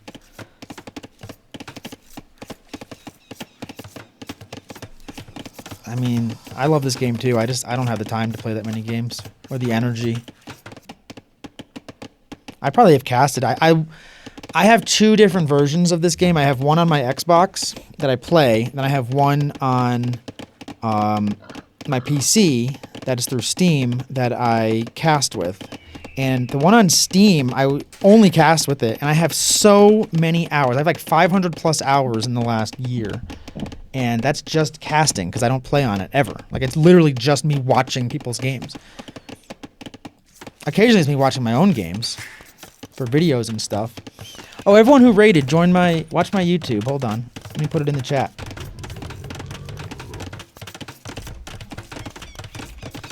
All these vids go up to YouTube eventually.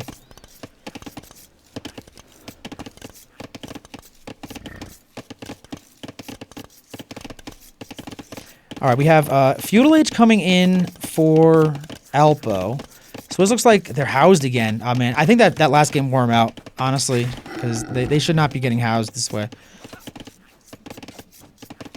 So we're looking at 35 population right now. I mean, I'm sorry, 29 population. 28 vills. How many of those are ships? 6 of those. So 22 vills, 6 ships. And AlPO's going out to look for Swizz. Swizz over here building a second dock. Definitely wants to play water. AlPO sticking with 1 dock. And Swizz won water last time. AlPO just gave it up. I don't know if giving up water... I think you want to fight a little bit for water. Depending on your timing. If you're first to Feudal Age, I think you definitely fight for it. If you're late to Feudal Age, I think you can decide whether it's worth it or not.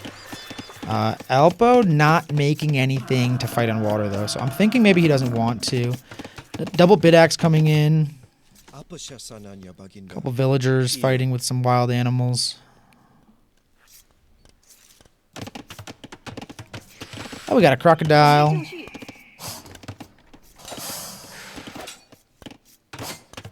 And the villager is going to win the crocodile battle. It looks like. But it was a battle. She's going to have some scars from that one, I'll tell you.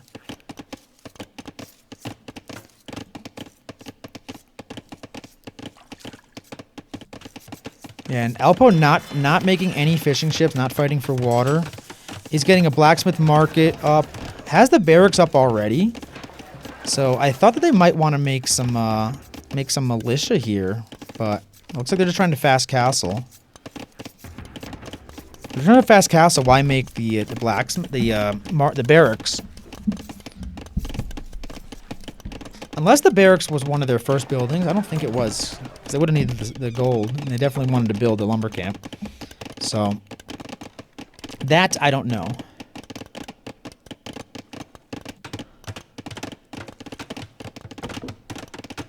So this has the market and blacksmith, and is trying to buy their way up, actually.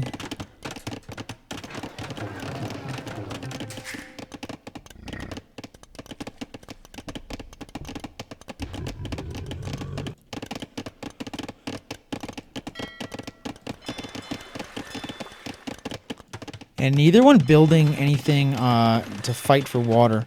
This map is a little tricky because if you do fight for water, your docks are usually pretty far away. AlPO trying to just be annoying and block the fishing ships coming back. In the games I've casted, I haven't seen anyone really go for the whales, but in theory you could.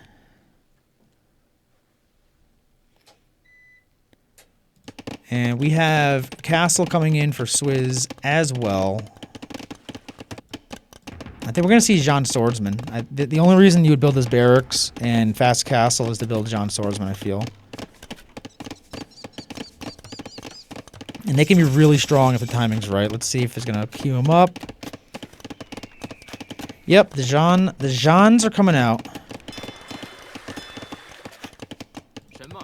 There's one spearman that was sent forward, I think just to like scout mostly. Looks like they got in a little bit of a fight, but probably with just like a crocodile or... I don't know what else is in the middle here. There's crocodiles, and I think that there's like Komodo dragons. There's a crocodile. Maybe it's just crocodiles. Maybe sometimes it's Komodo, sometimes it's crocodiles. And I think we're just going to see a spam of the Jeans. Jean's to the rescue.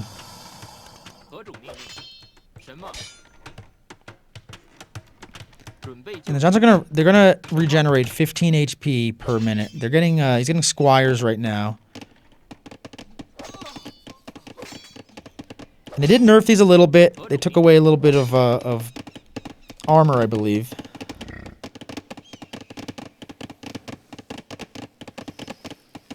Maybe Lame Char, if you're still here, you can tell me what they nerfed.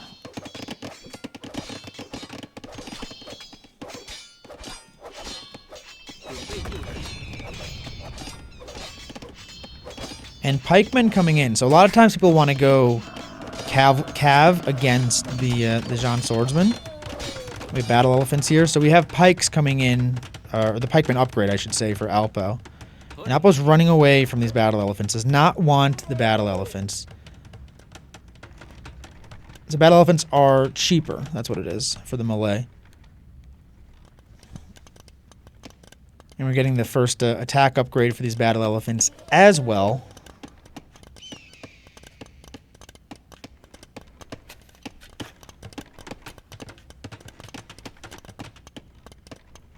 But I mean, a few pikes with the Jean swordsman should do pretty well against battle elephants. Speed-wise, I think they're probably not too far apart. 0.9 and 1.1. So the Jean swords are faster than the battle elephants. So are the pikes.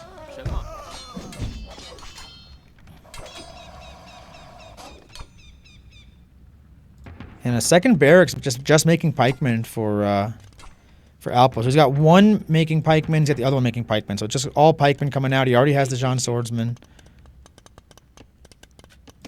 But behind all this, we have 3 TCs for Swizz. And they're going man-at-arms.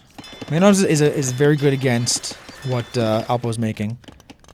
So they should do pretty well.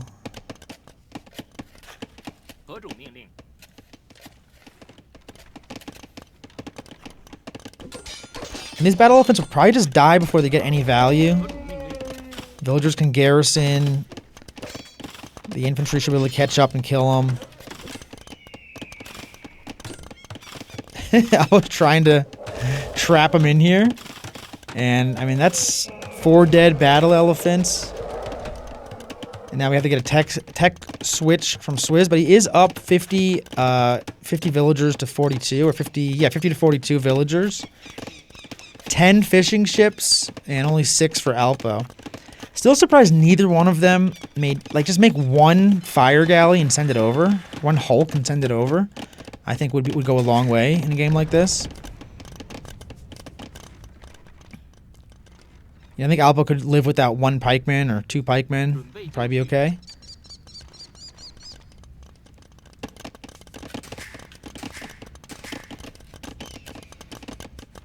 And AlPO did get a second TC up. They're adding farms around it. And that's a perfect position. You want to get it on that gold. I like that spot a lot better than what Swizz did. Swizz didn't put it on the gold. And the gold runs out, so... Like, these gold piles, they don't last that long. They don't last forever, you know? So you really do want to expand on them. But I think he was getting pressured a little bit with the Jeans at the time. You have some longswords. 5 longswords on defense.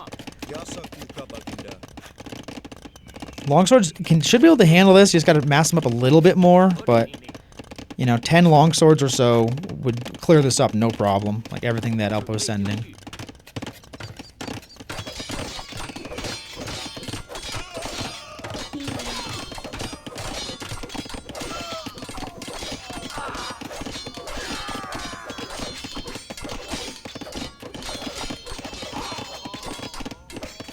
It looks like the longswords are winning this battle.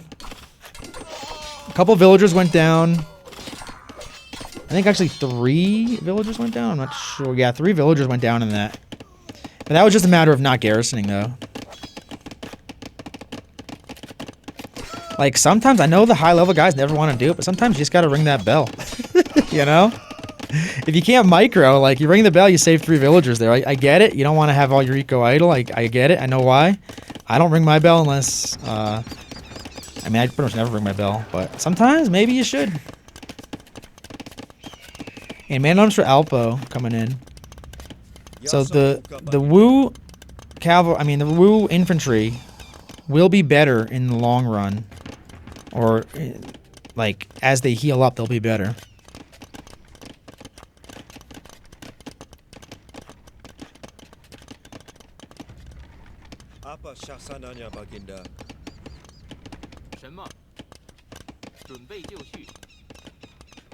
But you gotta mass them up. Can't have just a couple.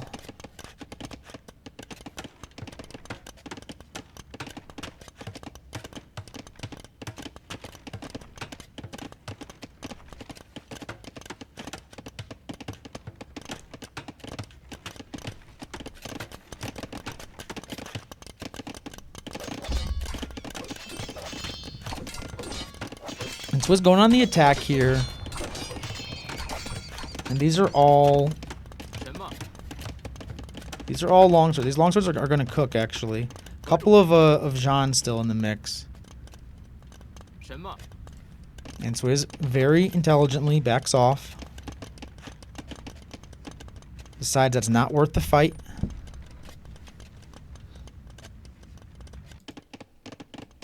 Hey, we got someone going for the whale. I don't know if this is just done automatically or if it was like actually positioned over there. But you can see it going up here, 17, 18, 19. That's pretty fast. Versus one of these guys, 6, 7, 8, 9. So like, yeah, like the fish has to, you know, the fishing ship has to go back to the dock, but that's pretty good value. And yeah, I like this comp a lot better for AlPO. AlPO has a comp that can beat the battle elephants and can beat these longswords here. So these are not these are not +1, +2, +2, and these are +1, +2, +2. But these regenerate; those don't. That's the difference. And the pikes to take down the battle elephants. The battle elephants really can't do anything unless they somehow separate from the pack here. And this is a fight I think that AlPO wants to take.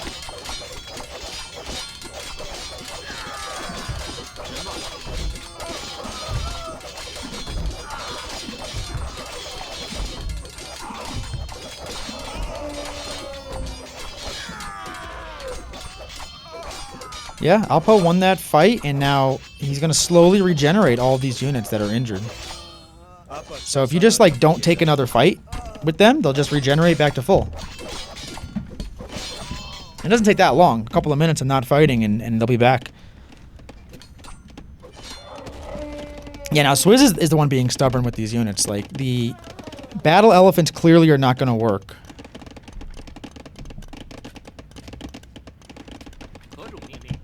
And the battering ram for AlPO, full of longswords, it looks like.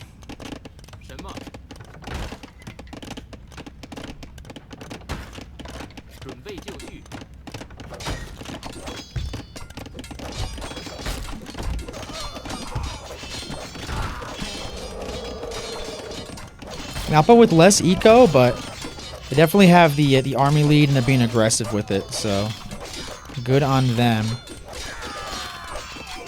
And 3 TCs for AlPO behind this as well. And it looks like this TC is going to go down. I think Swizz is going to lose a few vills in the way.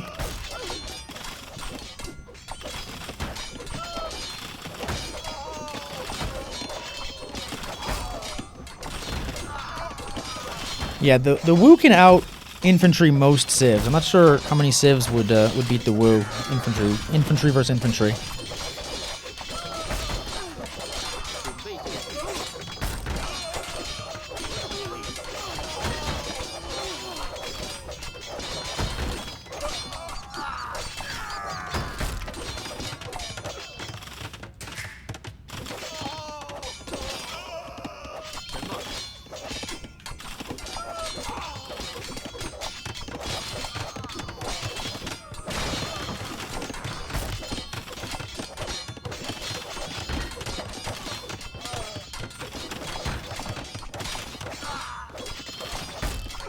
And one TC went down for Swizz over here, and second one is not going down, but it's pretty low. But a lot of idle eco for Swizz on defense here. And just more and more longswords coming in. I also have some pikes in queue for AlPO, just in case there's more battle elephants coming out.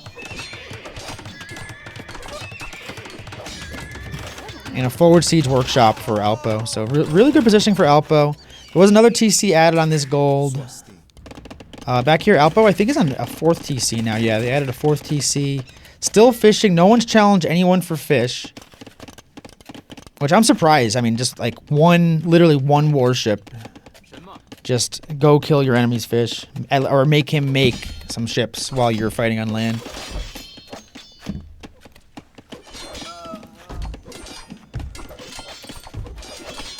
And yeah, the battle elephants are coming out. I just don't understand the point of these battle elephants. I mean, make some archers, make some skirmish, I just don't get the point of the battle elephants. They're so expensive and they die so fast.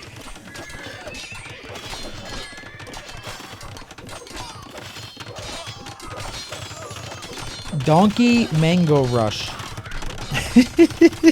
Donkey. Is that the so they changed the missionaries where they can actually pick up relics now, right? They used to not be able to. So like they're just like better monks now. So I think you're onto something with that. GG, that's an AlPO victory. Check out the stats real quick. I mean, really well played by AlPO there. I think he stuck to the strategy really well. Swizz was definitely very stubborn with those battle elephants. Which stubbornness sometimes works, sometimes doesn't. Didn't work there. 16 and 13 APM for these guys. 14 and 12 on eco. Let's get into the next game. All right. We are in it to win it. Let me change Swizz's color. Koreans on Nomad, and AlPO is going Goths on Nomad. I love Koreans in general. I love them on Nomad maps. TC going up right away for both of them, right on wood lines. Very well done. We have a dock going up right away for AlPO. We have a dock going up pretty much right away for Swizz. I like Koreans on Nomad for several reasons. I think that they get extra vision on their villagers. They get extra line of sight. So do their teammates, by the way. So they're really good in a team game on a Nomad. But I like them a lot for just the starting vision is really good. You can find, on a map like this, you can find a lot of hunt. If you just kind of walk around a little bit, you know. These guys, again, I get it. I understand why they do it. I'm fine with it. But sometimes you walk around a little bit and get a slightly better location, you know. I don't think it's the end of the world to waste, 10, 20 seconds to get better location. That's just me. I'm not good at this game. But they actually had pretty good starting spots, both of them, so I completely understand why they went where they went. But if you do have to walk a little bit with the Koreans, you can really see the whole map pretty well. It's so funny to me when players mark the other player in a 1v1. Like, what is the point of that? Like, what are you marking? Like, I mean, a flare, not like marking for yourself, but like literally throwing a flare to the other team. So they can see it. They both know where each other is. So I'll take the Fog of War off. They've already ruined the fun of finding each other early. But anyway, Koreans, I think, are really good because of their line of sight, for one reason. Their tower rushes with their towers automatically upgrading every age is really good, really solid. Can't be mad about that. And then I think that they have one of the best fast castle unique unit that you can make in the War Wagon. War Wagons are extremely strong. I mean, they're vulnerable to certain things, but I think timing-wise, if you get them out early, you can overwhelm your opponent, and they can do really, really well.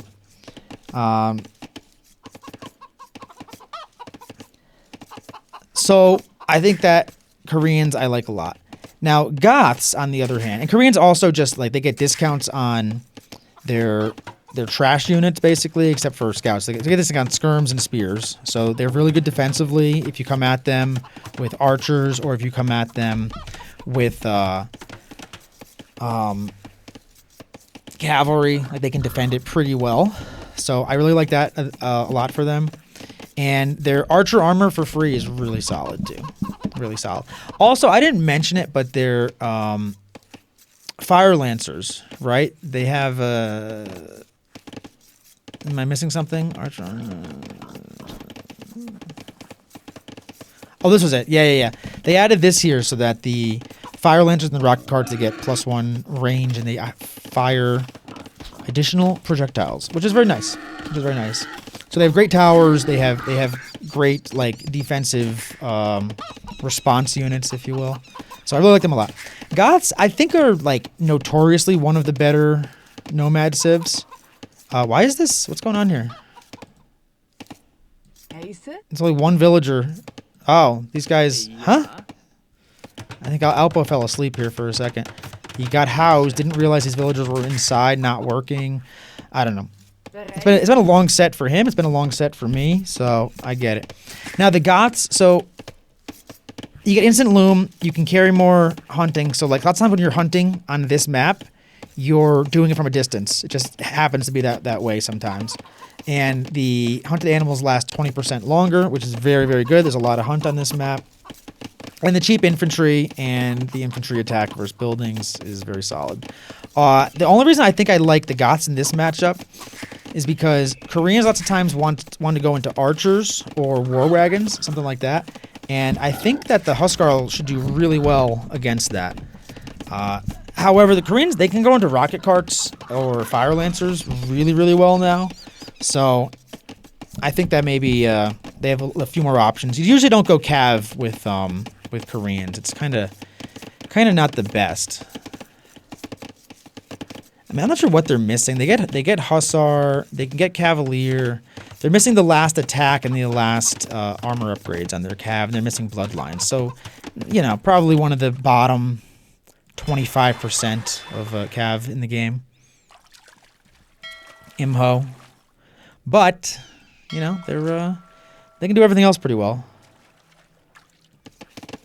6 fishing ships for Swizz out there. We have 4 with a 5th on the way for AlPO.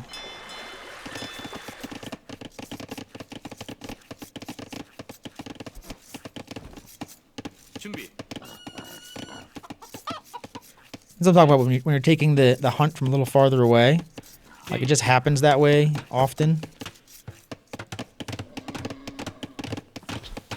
So the Goths should do a little bit better in regards to that. Like, same thing with this, like just being a little farther away. You can carry a little bit more, be a little bit more efficient, last a little bit longer.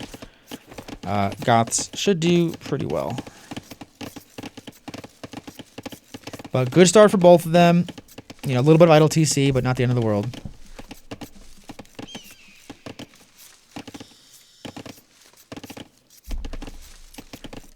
Yeah, Limchar, I kind of agree with you. I think Huskarls can be really annoying. And, you know, Cav, probably a good way to do it. I think rocket carts should do pretty well against them. You can get champion as Koreans. So they are missing the last attack on them. But other than that, they're pretty fully upgraded.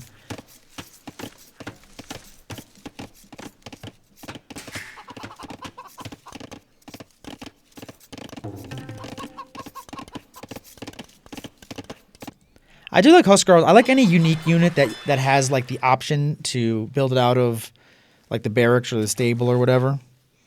Like Huskarls are like that, and what's the other one? Tarkans are like that. And there might be like 1 or 2 others that are like that. I kind of just like that, you know, that mechanic, I guess. And Feudal coming in for both of them. So this is going to be a little bit faster to it. But it's only at 20 villagers. AlPO's at 24. It's a pretty big difference in vill count, actually.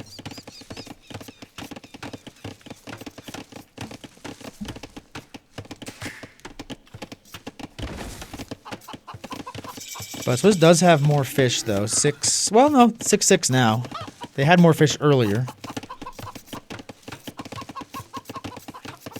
Yeah, hand cannoneers. I mean, hand cannoneers, probably not, like, necessary. I'm not really sure. I don't know. I don't know if hand cannoneers, like, deal with Huskarls that well, but I suppose that they would as long as you had something in front of them. And, you know, Scorpions obviously do pretty well.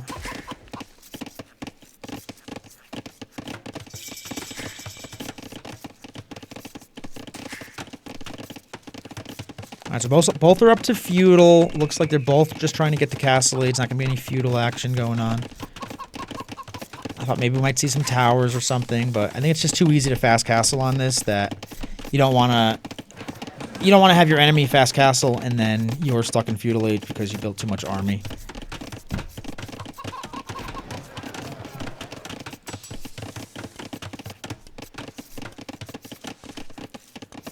Market Blacksmith up for AlPO. Market Blacksmith almost up for Swizz, and AlPO's going to be up just slightly earlier.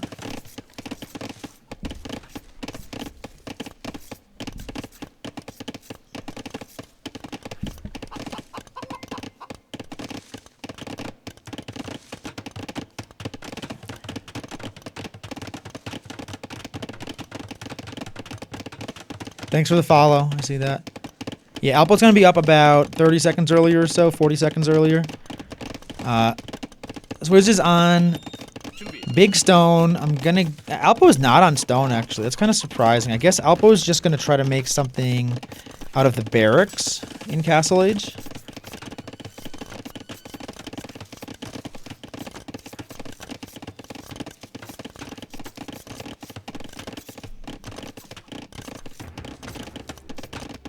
Yeah, militia and pikes being made. Pikes are an interesting choice. They haven't seen a stable, so I'm not sure why you'd want to make pikes yet. Oh, they might actually delay this this barracks a little bit. I guess the pike was there just in case there was a scout out.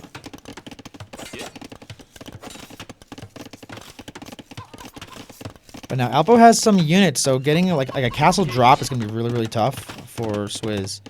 Swizz is gonna have to figure something out, and we're gonna have a castle for AlPO. I never saw AlPO on stone. Did they just buy the stone? What the heck? Hang on, I just want to go back real quick. Just give me a second. AlPO has 200 stone. 200 stone. 242. Where are they taking stone from? Oh, they got a bunch of villagers out here. What the? They have stone next to their base, so they walked villagers all the way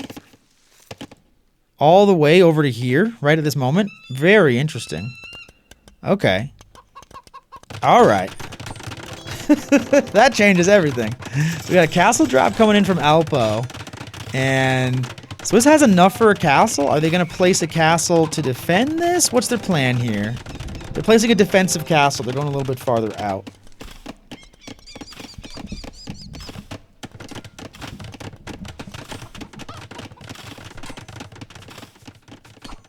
I guess that they sent them to gold over here.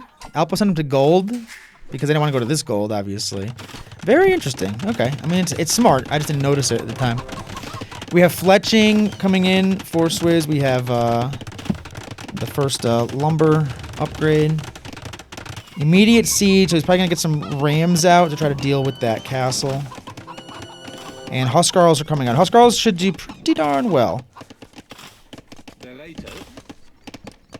Huskarl has 10 attack and 6 pierce armor, so pretty tough unit.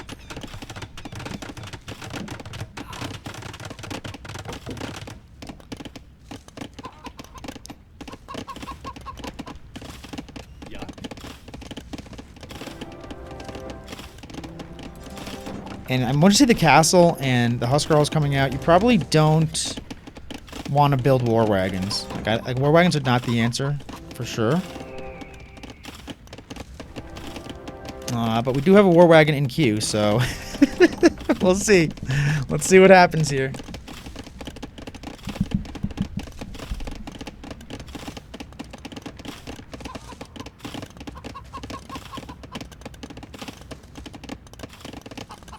And this TC is gonna go down. It's already about half HP.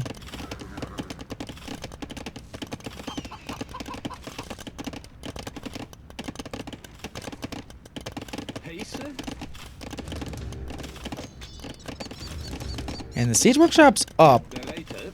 Let's see how well the war wagons are gonna do against these Huskarls.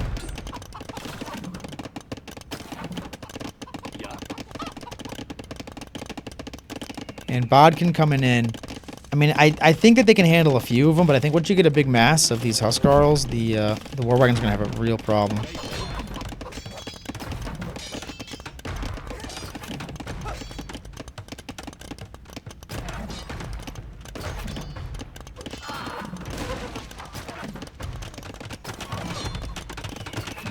And Huskarls are much cheaper than a war wagon. War wagons are expensive. They're like 100 wood and like 60 gold, I think.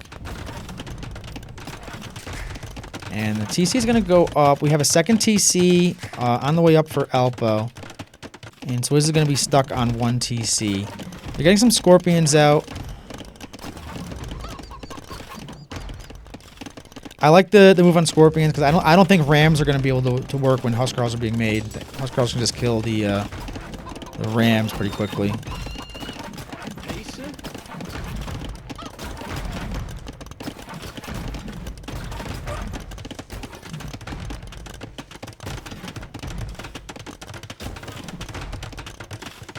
And another game where no one's building anything to try to win water.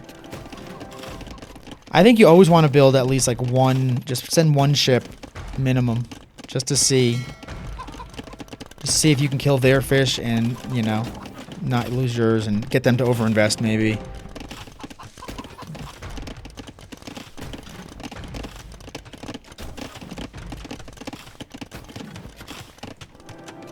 We have 4 Huskarls being massed up in this castle right now.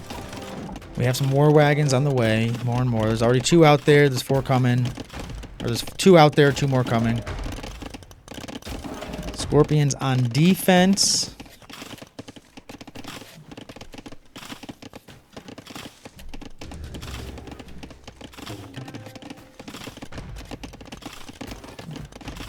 And a siege workshop for AlPO, and then we've got another castle coming forward for AlPO.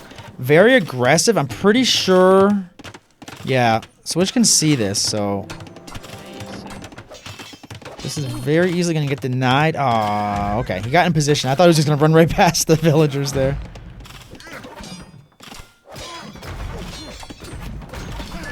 And yeah, the castle's denied. Sending 3 villagers to build that so far forward, I think, is just, it was just too much. It was too much. It was asking too much from your puny little villagers. And sending them before not having the Huskarls there to defend it too is tricky. But these guys are gaming here. This is a winner go home for AlPO. It's a best of 5. So if you lose this, you go home.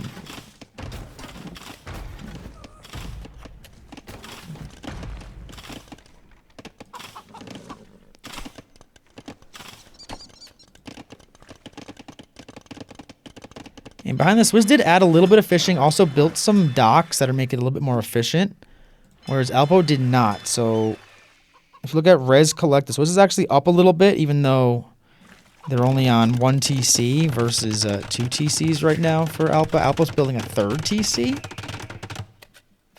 And the war wagons are underneath it.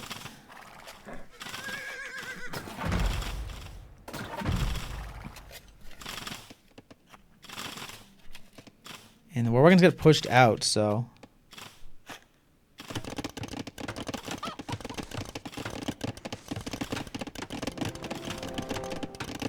What's up, Bureau? Checkall. So, yeah, they scouted, actually. AlPO has a fishing ship over here still scouting. But they neither one built anything to fight on water, which I think is a big mistake for both of them. War wagons getting in the back of AlPO's eco. AlPO's down 2 vills.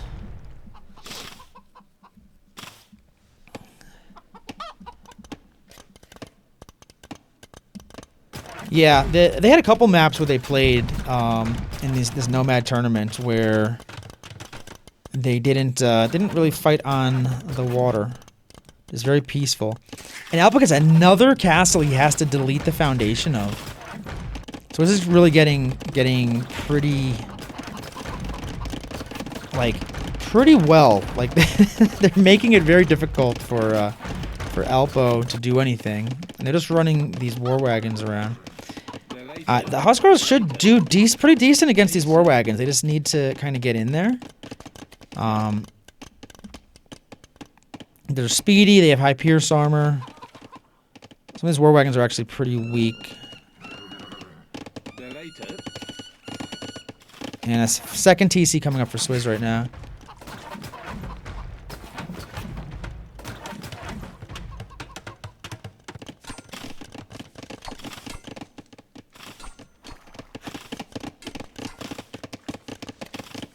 And AlPO, despite having the extra TCs, is very far behind on, not very far, but behind on villagers and behind on res collected.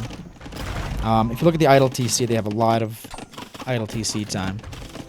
And AlPO he really wants this forward castle, and it's just not going to happen. Maybe you can sneak it on this side. You got to send more vills than 2 or 3. This is the 3rd castle foundation I think is going to have to get deleted. Maybe not. Let's see. 10 villagers coming. That's how you got to do it. There's 2 here, so there's 12 villagers building it. But I don't know if that's enough. Scorpion's coming over. Swizz sees this. He can deny it, but he has to react to it.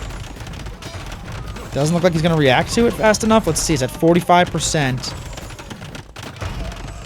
At this point, you probably don't want to send your army to try to deny it.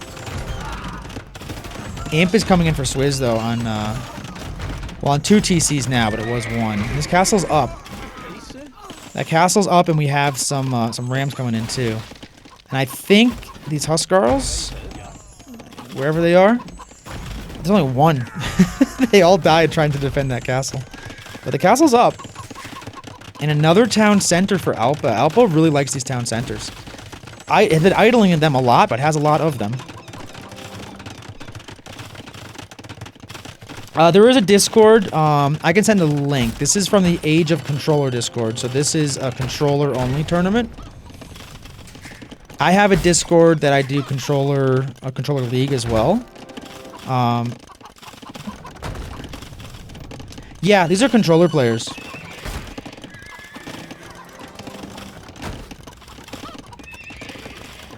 This is the high-ELO controller players. These are actually some of the better controller players out there.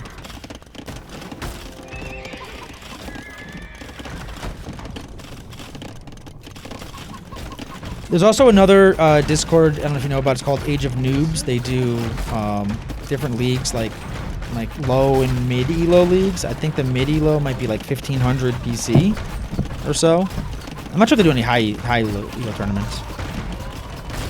But these players on PC can get to be around, I want to say like 1400. The best controller player ever on PC is like 2K. So, I mean, pretty high level players. The big thing that holds controller players back is just speed. Just the APM can never get past, like, in the low, mid, high 20s.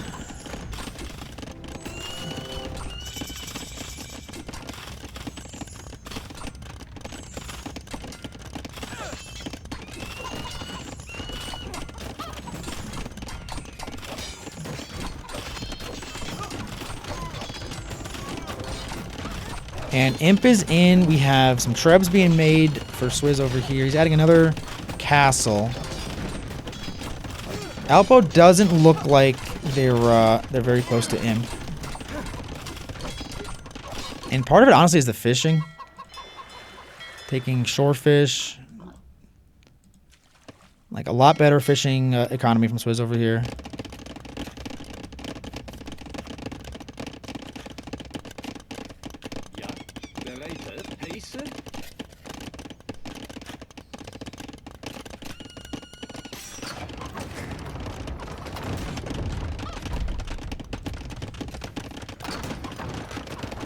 And the Trebs are trebbing.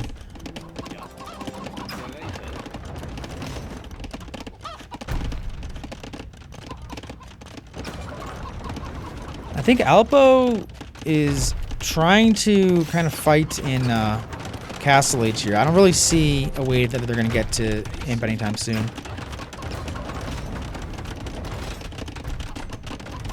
And Rams can do pretty well.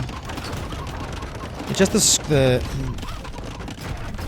Scorpions have a bonus against the Rams. I don't think that War Wagons have a bonus against Rams. They do not.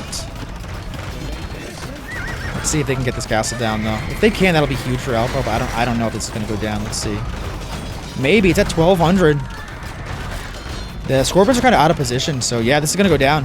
That's actually huge for AlPO. And they're holding up their castle. Let's see if they can get these Trebs down.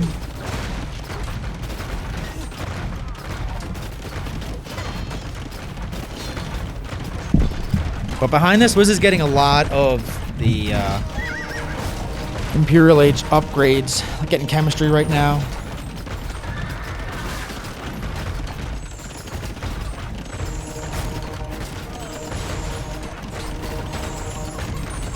This Treb is at 7 health. Is it gonna survive? It survived. It survived.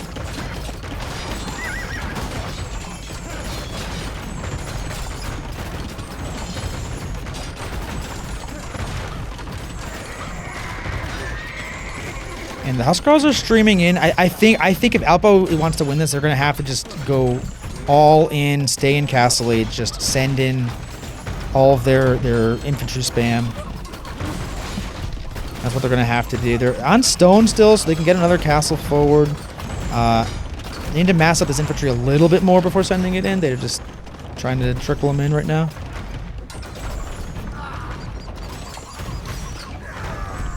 Also, they're making pikes and not enough Huskarls. But yeah, Swizz is getting Bracer.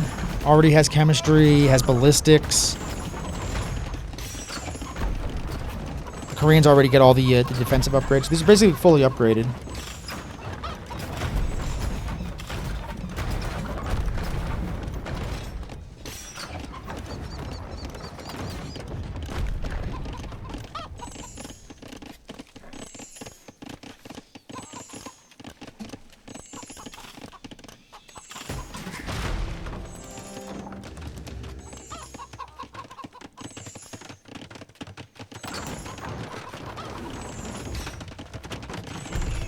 Forward castle coming in from Swizz. Swizz took down this castle. They're going for the next one.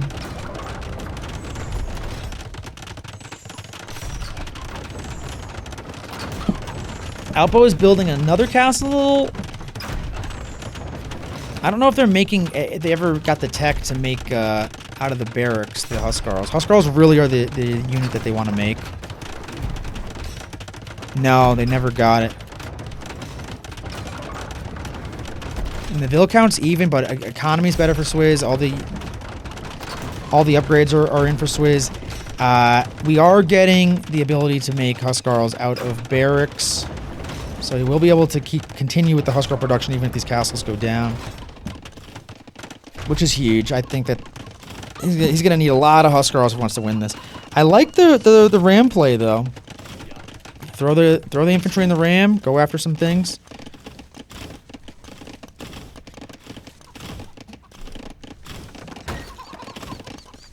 And AlPO staying very aggressive in Castle Age. AlPO actually has taken a lot of this map over. Let me scroll out real quick. This is all AlPO right here. So AlPO has really kind of forced Swizz back a little bit. Like both of these golds are kind of just like neutral. No one can take them. This is a lot of gold, but a lot of villagers are very inefficient trying to take that gold. That's all of Swizz's gold right there. And this castle's going down. The Huskarls and the pikes are coming out.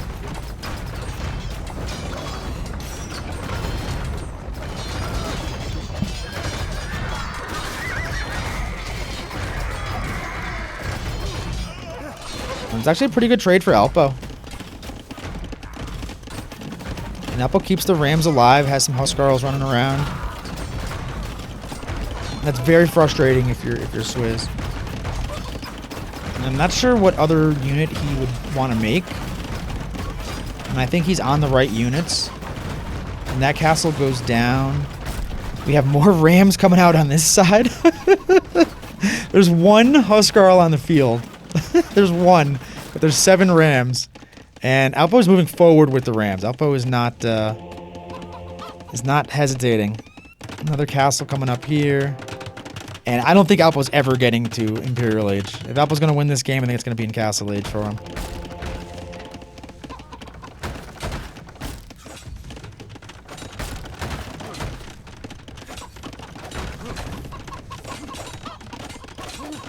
So this has a decent army, but not the biggest. It does have 4 trebs, though, so these trebs should be able to push into AlPO pretty hard. AlPO doesn't really have a solution for that. AlPO might be able to take down a couple buildings over here, but these rams are ultimately going to die without more units there.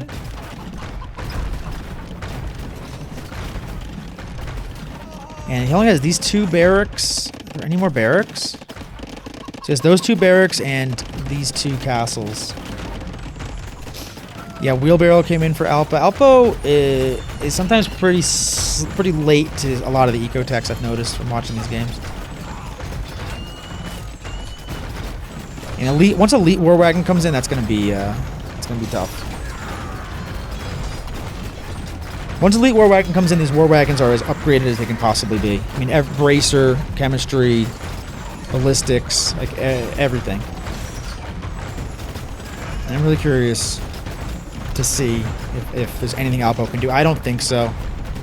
There's just not enough production buildings is actually AlPO's limitation right now.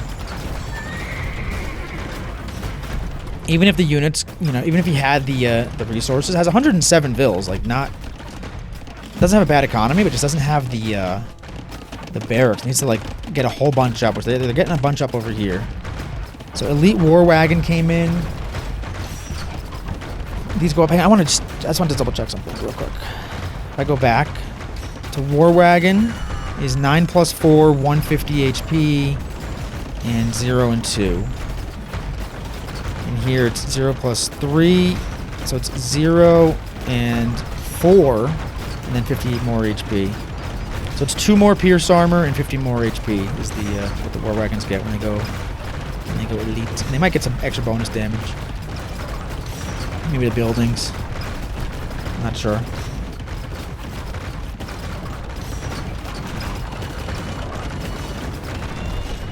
And the barracks are up here. We got some Huskarls getting massed up, but I think Swizz is gonna just push right into AlPO. Though I don't know how AlPO is gonna be able to recover from this. Just too many War Wagons. Too many Scorpions, or just enough Scorpions, Trebs.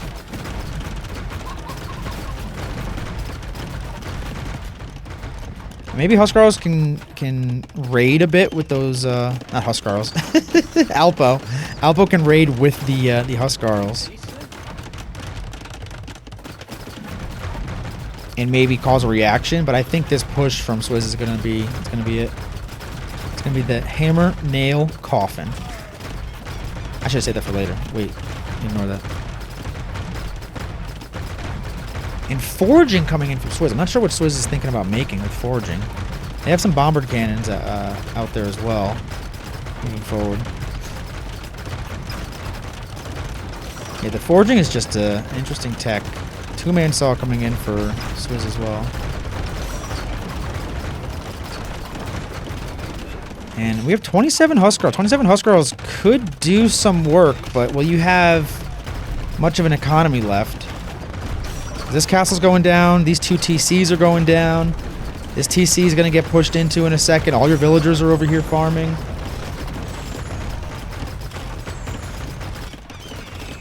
Alright, the Huskarls are moving in.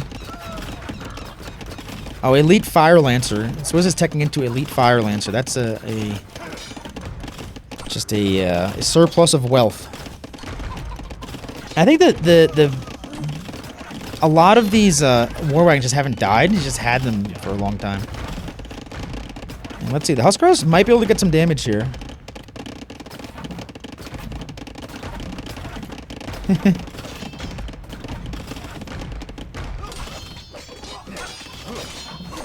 Sup, Grathring viewers. Nice to see you again. I'll tell Grath the check is in the mail, okay? I appreciate it. This is a controller Nomad tournament. This is actually game 5 of a set that was played this weekend, and I'm recasting a lot of the games that weren't able to be cast live. This was a round 1 game. Really good set. SwizhFish and AlPO, and it's 2-1 SwizhFish, and he is in pretty good control of this game. AlPO is trying to get back in. He's raiding with some Huskarls here.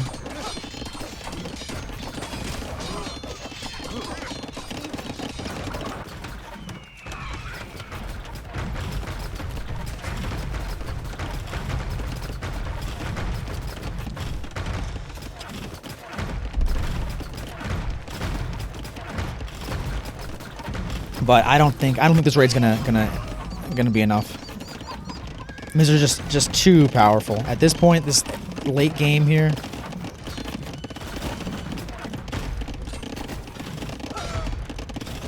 An abundance of resources for Swizz, but he is a little lower on villagers still somehow. I don't think it matters though. AlPO just doesn't have any army. Has a handful of Huskarls up here. Making another town center over here.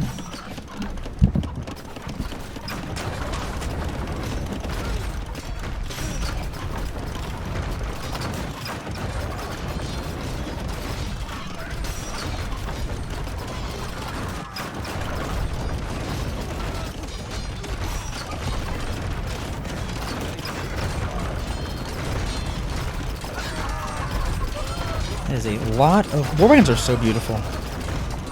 I love that they like changed the skins on the war wagons, and like all the elite units they changed them. I mean, these are just menacing looking, especially in the red. And AlPO calls a GG. That is the victory for the old Swizzerino.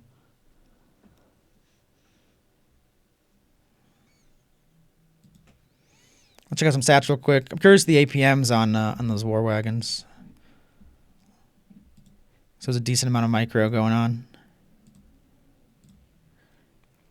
And AlPO 14-12 for Swizz, not bad. Grath should do a 1v1 versus some of the controller players. So I think Grath's elo is like respectable to what like the best controller players are. Actually, be a really cool, little thing. Okay, I was gonna take a short break, and I think I'm going to cast another set, hopefully a slightly shorter one.